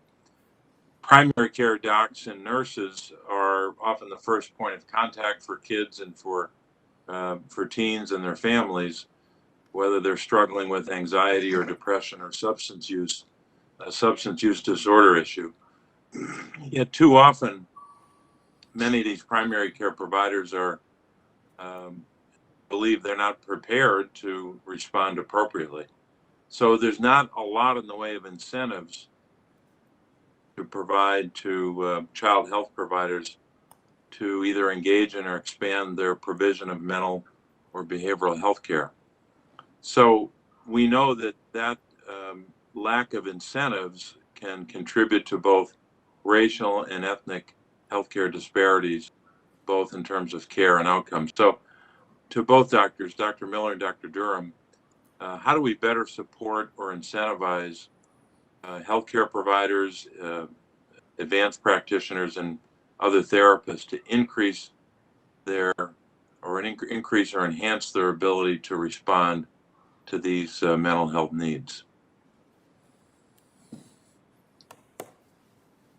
Thank you for the question, Senator Casey. And I'll just begin by briefly saying that I think you have your finger right at the center of this issue, which is that people, families, children, they have to work too hard to get access to care. So how do we incentivize the places where the kids show up to make sure that they are providing adequate on-site mental health? And I think it begins with the flexibility of funding. One of the most profound barriers as to why people do not adopt integrated mental health care is because of the upfront startup cost. If they had flexible funding, what they could do is be a little more creative with how they were able to onboard a clinician to make sure that they were there in that pediatric setting to help that family and that child. Second thing is that we have to provide some level of technical assistance. Integrating care, as powerful and potent as it is, can be difficult. And so an added incentive beyond just the flexible funding is helping practices make that change, make that transformation. Without that, sometimes we see people start and stop because of the difficulty of it. Thanks, Dr. Durham. Yeah, thank you for the question. And, echoing, I won't echo everything Dr. Miller said, and I'll just add to it in that our team up model, which is at FQHCs in Boston, the greater Boston area, did exactly that, in which you have to have some funding in order for those health centers to start doing some of that work. And so that's what some of the grant initiative did. But then on top of that, I would say that what we've also added to that care team and make sure that it's a true team is that the pediatrician or the pediatric primary care provider does not feel alone, is that there is a behavioral health clinician and community health worker as a part of that model to get kids that have some of the most need. These are kids on our state Medicaid to make sure, as the previous senator mentioned, that we are, tucking away housing and food insecurity and all of those other things so that we're not continuing to cost the system, but helping with that as well. But I do think that team effort so that the pediatric primary care doc doesn't go at it alone. We have also integrated training within that so they learn more about mental health conditions at the primary care level, which has been instrumental. And then also clinical workflows, because it is different when we've decided to start shifting from just physical health, but both to mental and physical health, that they have to shift their practice in some way. So the technical assistance aspect, I think, is also very key. Thanks very much. Thanks, Senator Crapo. Thank you, and I understand Senator Warner is now with us. Senator Warner? Thank you, Senator Crapo, and thank the panel and the chairman for holding this hearing. I know we've been talking about a variety of mental health issues. I want to talk about one that's it's quite close to home with me in terms of my own family, and that is some of the challenges around eating disorders. We've seen from the Journal on Eating Disorders that about 62% of the individuals with eating disorders have seen an increase in stress due to COVID-19. We've seen a dramatic increase in binge eating as well. I've seen around Virginia, again, both on a personal basis and on a more global basis, how this disease can really challenge not only the afflicted, but whole families. Matter of fact, eating disorders has the highest incidence of mortality of any mental health issue. Dr. Durham, given your experience as a physician specializing in pediatric and adult psychiatry. What do you think, both COVID-related and non-COVID related, we can do to get ahead of this issue around eating disorders, from anorexia to bulimia to a host of other kind of manifestations of this challenge? Thank you for the question. This isn't necessarily my area of expertise, but what I will say is that I understand and can understand how eating disorders, among many other disorders that we treat during the pandemic, they're on the rise. I think what happens when you're in a position of high stress, social isolation, lots of loss, that you end up you don't have all those reserves, those emotional reserves that you had prior to the pandemic, and lack of all the social connectedness that we all wanted and thrived for. And so I think that's why we've seen rates rising in depression, anxiety, and folks maybe going back to some restrictive or binge eating behavior. And we've also seen that for folks with substance use disorders who had a period of sobriety for maybe years, and now during this time, unfortunately, relapse during this time because it has been stressful for everyone. And you sort of fall back to maybe things that felt more comfortable or that were habit forming at some point. And so now we've talked a lot too today about thinking about this critical time, but I don't think we've seen, we need that year or two to see the devastating consequences of this pandemic, because I think it's going to take time for people to get back to their normal level of functioning, if you will, and to their own baseline. And so whatever we can do to extend services for telehealth and other services and increase that flexibility, I think will be key moving forward. I agree with you. I do think it's going to take us that time. What is the new baseline going to be? I mean, Dr. Miller, in your testimony, you noted the need to integrate mental health within the primary care field to modernize the workforce. The National Center for around Excellence for Eating Disorders trains primary care practitioners on screening, brief intervention, and referral to treatment, called SBIRT. Do you view these cyber trainings for primary care practitioners as helpful in addressing some of these workforce issues around mental health, not just eating disorder, but more broadly? Yeah, thank you for the question, Senator Warner. And I think anytime we don't ask, we don't know. So we have to be able to screen to detect if there are issues that are under the surface that our patients, the families, our youth are not necessarily raising on their own. So I think it's a positive thing to screen. However, I have to point out that screening alone without treatment is insufficient. We need to be providing incentives, as we've discussed today, to onboard experts, clinicians who can help when those individuals do come forward with a positive screening, if it's an eating disorder, if it's anxiety, if it's depression. This is a very positive thing for us. It not only normalizes how people begin to talk about issues like eating disorders, but it also creates a team-based environment so that we can provide the most comprehensive care necessary for that patient. Well, this is an area I wish, Mr. Chairman, I was not as much of an expert as I've become over the last 12 or 14 years, but I appreciate the comments. I wanted to go to Dr. Durham again. When we're talking about practitioners, we had an enormous tragedy with Dr. Lorna Breen in Charlottesville, Virginia, who was a emergency room practitioner that in many ways the stress and overwhelming nature of COVID-19 unfortunately led her to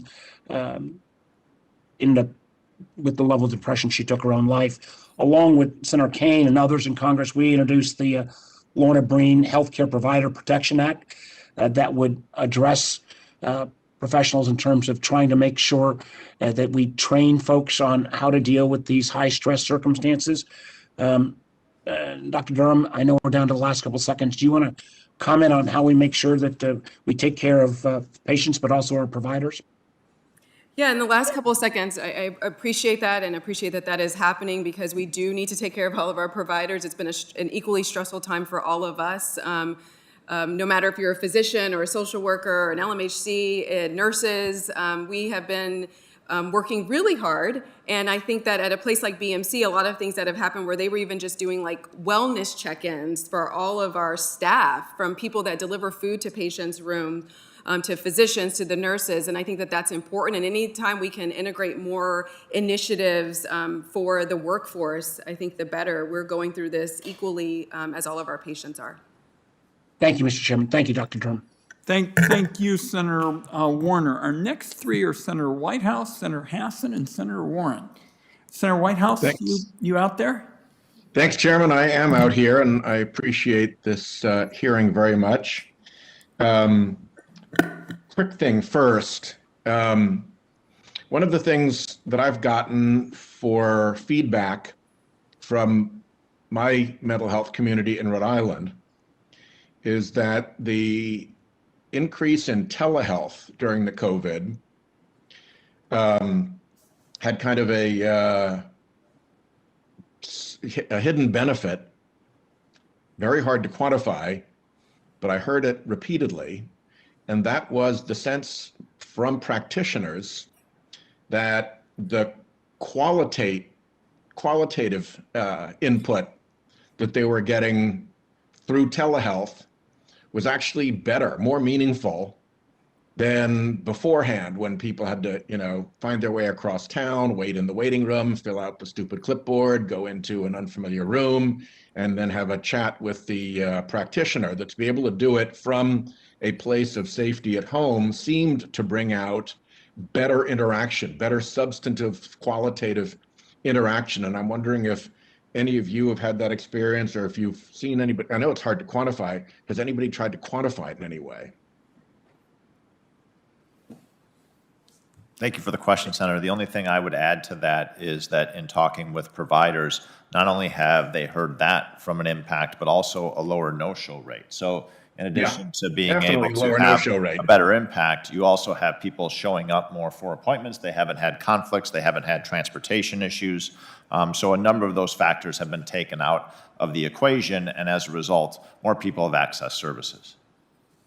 So let me leave it at that. And if anybody else wants to expand on that for the record, please let me know. But I'm going to take it as the agreement of the panel that there were those two improvements, both in showing up and in being engaged and being, getting better engagement as a result of telehealth.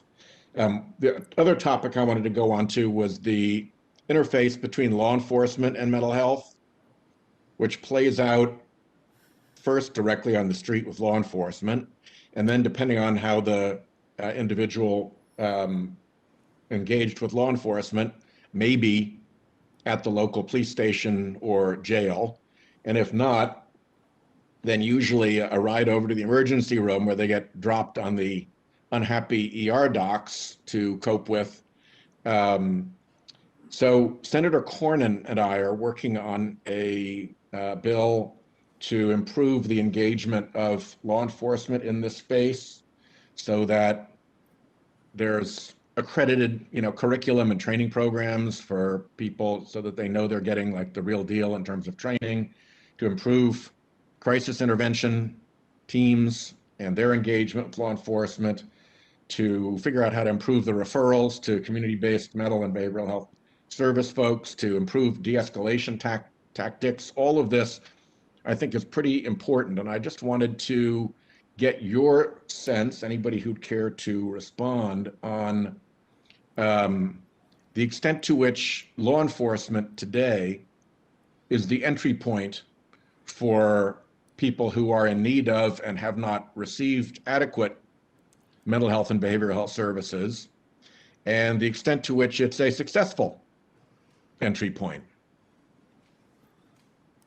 Senator, thank you for the comments. In terms of the interaction between the mental health delivery system and law enforcement, I guess I would invite you to come out to Arizona and see what's going on with regards to the crisis system in our state, in which not only do we have robust mobile response teams, but also crisis stabilization facilities to be able to work with law enforcement. There are thousands of drop-offs that occur annually within a 5-minute time span oftentimes. There's also a lot of training in terms of the CIT model that you mentioned. So clearly there's a role, from my perspective, that Medicaid should be playing in helping to support the interaction and support of law enforcement, mental health providers through a stabilization crisis infrastructure. That really, there's been a lot of discussions and a lot of new resources for states to be able to establish more robust systems. There's also going to be an expectation from individuals as they dial 988 in the future in terms of what types of infrastructure will be available for individuals. Thanks. And I think my time is running out. So if anybody else has best practices or really good local examples that you'd like to share with us, if you could please get that information into the committee, both Senator Cornyn and I would be very grateful. Thanks all for your terrific work and for helping get us through the COVID situation. Thanks, Senator Whitehouse, Senator House, and then Senator Warren.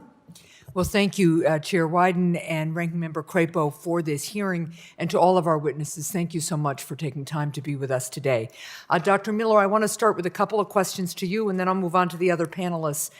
The demand for mental health and substance use disorder treatment and services skyrocketed during the COVID-19 pandemic as millions of Americans grappled with grief, isolation, and economic uncertainty. We've helped meet that demand by providing new means to access mental health and behavioral services such as telehealth, and there's been a lot of discussion about that this morning.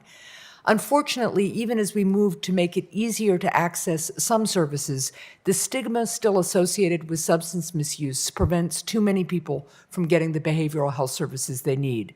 Dr. Miller, how does the stigmatization of substance use disorder impact access to treatment and services, and what steps can Congress take to better integrate substance use disorder treatment into primary care settings? Well, thank you for your question, Senator, and thank you for your ongoing passion and leadership in this space. You know, to your point on stigma, we know that only about 10% of individuals with substance use disorders receive care. And that tells me a lot about stigma. It says both that socially that we don't talk about it as much as we should, but more importantly, however, structurally, we have these fragmented ways of individuals being able to get access to care. One of the themes that I think you're very familiar with and that we've discussed today is that we need to make it easier for individuals who are identified with a substance use disorder to be able to get access care. That means bringing that care to where people are. We have to train up our providers to identify it. We've got to train up our clinicians to treat it. And we've got to recognize that undergirding all of the substance use disorders is also mental health. The reasons that we provide gold standard treatments for things like substance use disorders is because we need to provide counseling at the same time. This is how we begin to destigmatize substance use disorders and hopefully encourage more people to seek care. Thank you. I'm also continuing to work on trying to change the X waiver requirement as we move forward, because I think that stigmatizes the provision of treatment for some healthcare providers too. Dr. Miller, I want to turn to another devastating public health crisis that we have to work on, which is the issue of youth suicide. A report published yesterday, and Senator Wyden mentioned it earlier, by the CDC found that earlier this year, emergency department visits for suicide attempts by adolescent girls increased 51% on average when compared to 2019. And I've heard directly from New Hampshire students about the mental health concerns that they have. That's why I've introduced the Bipartisan Stand Up Act with my colleague, Senator Ernst. That's going to encourage the implementation of evidence-based policies and trainings in schools and communities across the country that will help to prevent suicide. Dr. Miller, can you speak to the importance of providing kids and teenagers with the tools that they need to recognize if they or someone they know is at increased risk of suicide? Thank you again for the question, Senator. As a father of 2 children, I can tell you this is the one that I really want to make sure that we get right. We teach our youth, our kids, all about aspects of physical health. We even teach them things like how to drive a car and even how to save someone's life with CPR. And so, yes, we have to be able to equip our youth and our schools, frankly, where our youth are basically there a lot, with the ways to identify issues related to suicide. In fact, there was one survey that came out from Mental Health America that showed how youth are more talking to each other around issues of mental health, which includes suicide, other than their parents. Right. So because our youth are the front lines, we need to equip them with those skills necessary to know how to be there for one another. This, to me, is a way to augment the workforce that we've discussed today. If we simply depend on our clinical workforce to address the demand, especially with our youth, we will fail. We have to be more creative, more thoughtful, and most importantly, we have to have the youth at the table and with us as we design those solutions to work with them on ways that they can better help each other. Thank you. Dr. Betlock, I want to move on with a question for you. We increased federal funding for home and community-based Medicaid services under the American Rescue Plan. This funding helps ensure that older adults and individuals with disabilities, including those with mental health conditions such as bipolar disorder and schizophrenia, can access mental health services outside of institutional settings. Can you, from your experience as director of the Arizona Medicaid program, speak to the important role that home and community-based mental health professionals play in delivering care for individuals who experience severe mental health disabilities? And what can we do in Congress to expand access to home and community-based care for those struggling with mental health conditions? Senator, the investment that you made is really a once-in-a-generational investment in terms of where states are at and the ability to leverage that 10% home and community-based bump. And it's really broader, I think, than a lot of people appreciate. It's also on behavioral health services that states deliver through the rehab option as well. And those are incredibly important. So states are right now developing their plans. I'm working with a number of states, and they're generating their options that they want to invest in. So it's an exciting time for states, but states are feeling like there's a very significant time crunch here in terms of being able to establish this investment and do it in the right way. So I think those plans will be evolving, but there's clearly a unique opportunity, and these services are so important to be able to deliver services in the community to serve these populations. So it's an exciting time for states to have these resources, to be looking at workforce issues, to be looking at being able to deliver more services in the community. Thank you, and thank you, Mr. Chair. My colleague, Senator Warren. Thank you, Mr. Chairman. COVID-19 is the worst public health crisis that our nation has tackled in over a century, but it doesn't exist in a vacuum. The pandemic has exacerbated every pre-existing public health problem facing our nation, and that is especially true for substance use disorder, which often co-occurs with other mental health conditions. Dr. Durham, I'm sure that you're familiar with the data. Did substance use disorder and drug overdoses increase or decrease during the pandemic? Thank you, Senator Warren. They definitely increased during this pandemic. I think at DPH in Massachusetts recently, for Black Americans in particular, 69% increase over the pandemic. 69% increase? Yes, in Massachusetts specifically. That could have been from various, this is usually fentanyl-laced substances. Many times cocaine use disorder is pretty prevalent in some of the Black patients that we see, specifically at BMC. And so we could think of lots of things that happened during this period. What happened to everyone happened also to the folks we see who have substance use disorders, job loss, economic insecurity, housing insecurity, the loss of social supports. Substance use disorders are a remitting and relapsing disease. People sort of think at one moment in time you're sober and then that's it, but it's not. And so it's a chronic medical condition, and we should treat it as such. So let me just push on this a little bit and let that sink in a little bit, that we saw a 69% increase in opioid deaths in Massachusetts. We were already nationwide losing tens of thousands of Americans to drug overdoses. And the problem has only gotten worse. And I think this is where you were headed. It has gotten worse differently in different communities. So you were serving on the front lines of this pandemic at Boston Medical Center, which serves many low-income patients and communities of color. As the coronavirus spread through Massachusetts and substance use disorder worsened, what patterns did you see in terms of the types of patients you saw at BMC, the types of communities that were affected? Can you just say a little more about that? I think that's where you were headed. Yeah, sure. Well, we predominantly serve about 70% Black and Latinx at BMC, people that identify as Black and Latinx, and about 30% don't speak English as their first language. Just like many, I think many people were scared to come into the hospital at the beginning of the pandemic. And so I think what happened, though, is that we got high acuity as we hit December and January, where people coming in with severe, whether that be mental illness, but also severe relapse in whatever substance that they may have been previously using and maybe had stopped. I think poverty and job loss, like I mentioned earlier, health, access to health care in general, there was a change in that, right? We've talked a lot about telehealth, but it doesn't work for everybody. And so this is the particular population where I don't think it worked well for. You needed to be on a Zoom link with your recovery coach. Did you have access to a computer and to get the Zoom link and then have a smartphone? So I'll pause there. So this is very helpful. So you've told us about the scope of the problem. You've told us about how it hits different communities differentially. Let's talk a little bit about the solution. In recent years, Congress has taken some steps, like passing the SUPPORT Act, to expand access to addiction treatment services, but it's clear that more resources are needed. So let me ask you, Boston Medical Center is a national leader in addiction and substance use disorder treatment, research, and training. Would a significant federal investment in substance use disorder prevention help lower overall deaths, reduce these disparities, and help support providers like BMC? Absolutely. I think that we need parity in mental health and substance use treatment. I think we also silo substance use disorders from mental health disorders from physical health.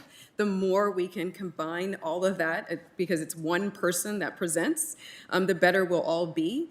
I do think that we need to start early with community outreach and more investment in the community. I think when we speak about Black and Latinx communities in particular, we need more research that allows us to partner with community-based services to do some of that research, because we're not targeting that population well, and we need to invest dollars to do that. Well, I really appreciate it. You know, we have an opportunity here not just to build back to where we were before the pandemic, but to drastically improve our public health infrastructure.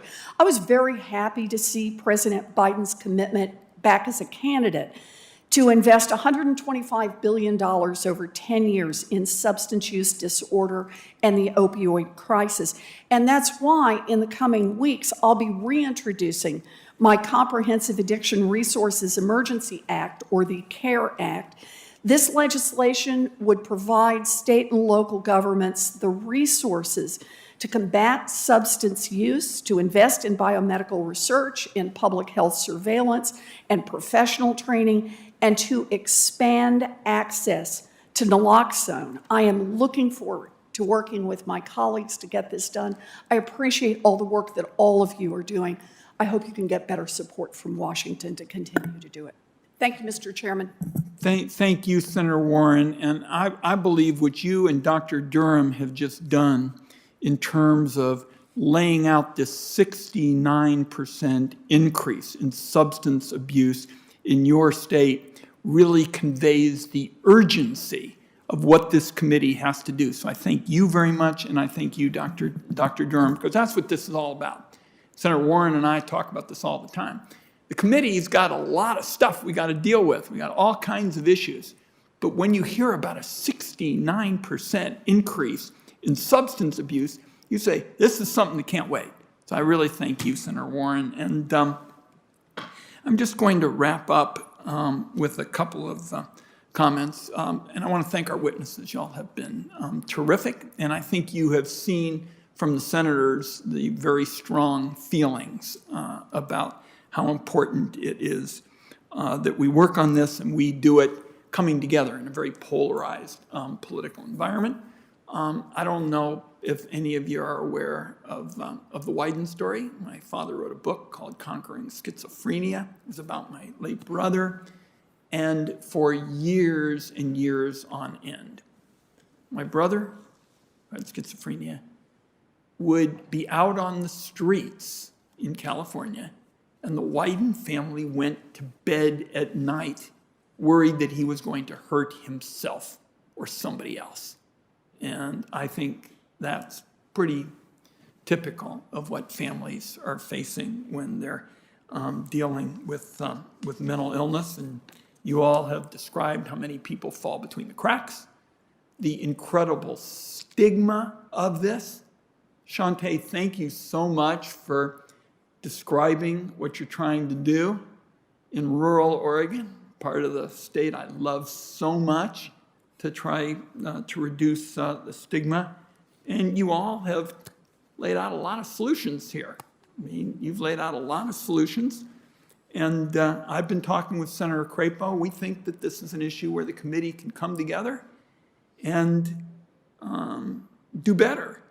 We apparently reviewed the committee records. This is the second ever hearing of the Senate Finance Committee on the issue of mental health care in the whole over 100-year history. Senator Stabenow and Senator Daines are doing good work in the subcommittee, and I think now both Democrats and Republicans understand that we've got to bring a sense of urgency and commitment and resources into this issue so that mental health is really in line with physical health, which of course was the dream of Senators Wellstone and Domenici. And I think I touched on, I remember opening up the paper the next day and I said to myself, hallelujah, there's hope for Jeff Wyden and all the families who've suffered. And as you said very eloquently, Dr. Durham, in a lot of instances, the commitment to parity, in a lot of instances, is honored more in the breach than in the observance. So I thank you all very much for your excellent testimony, a great kickoff to this committee's work in this area. I think you heard from my Republican colleagues.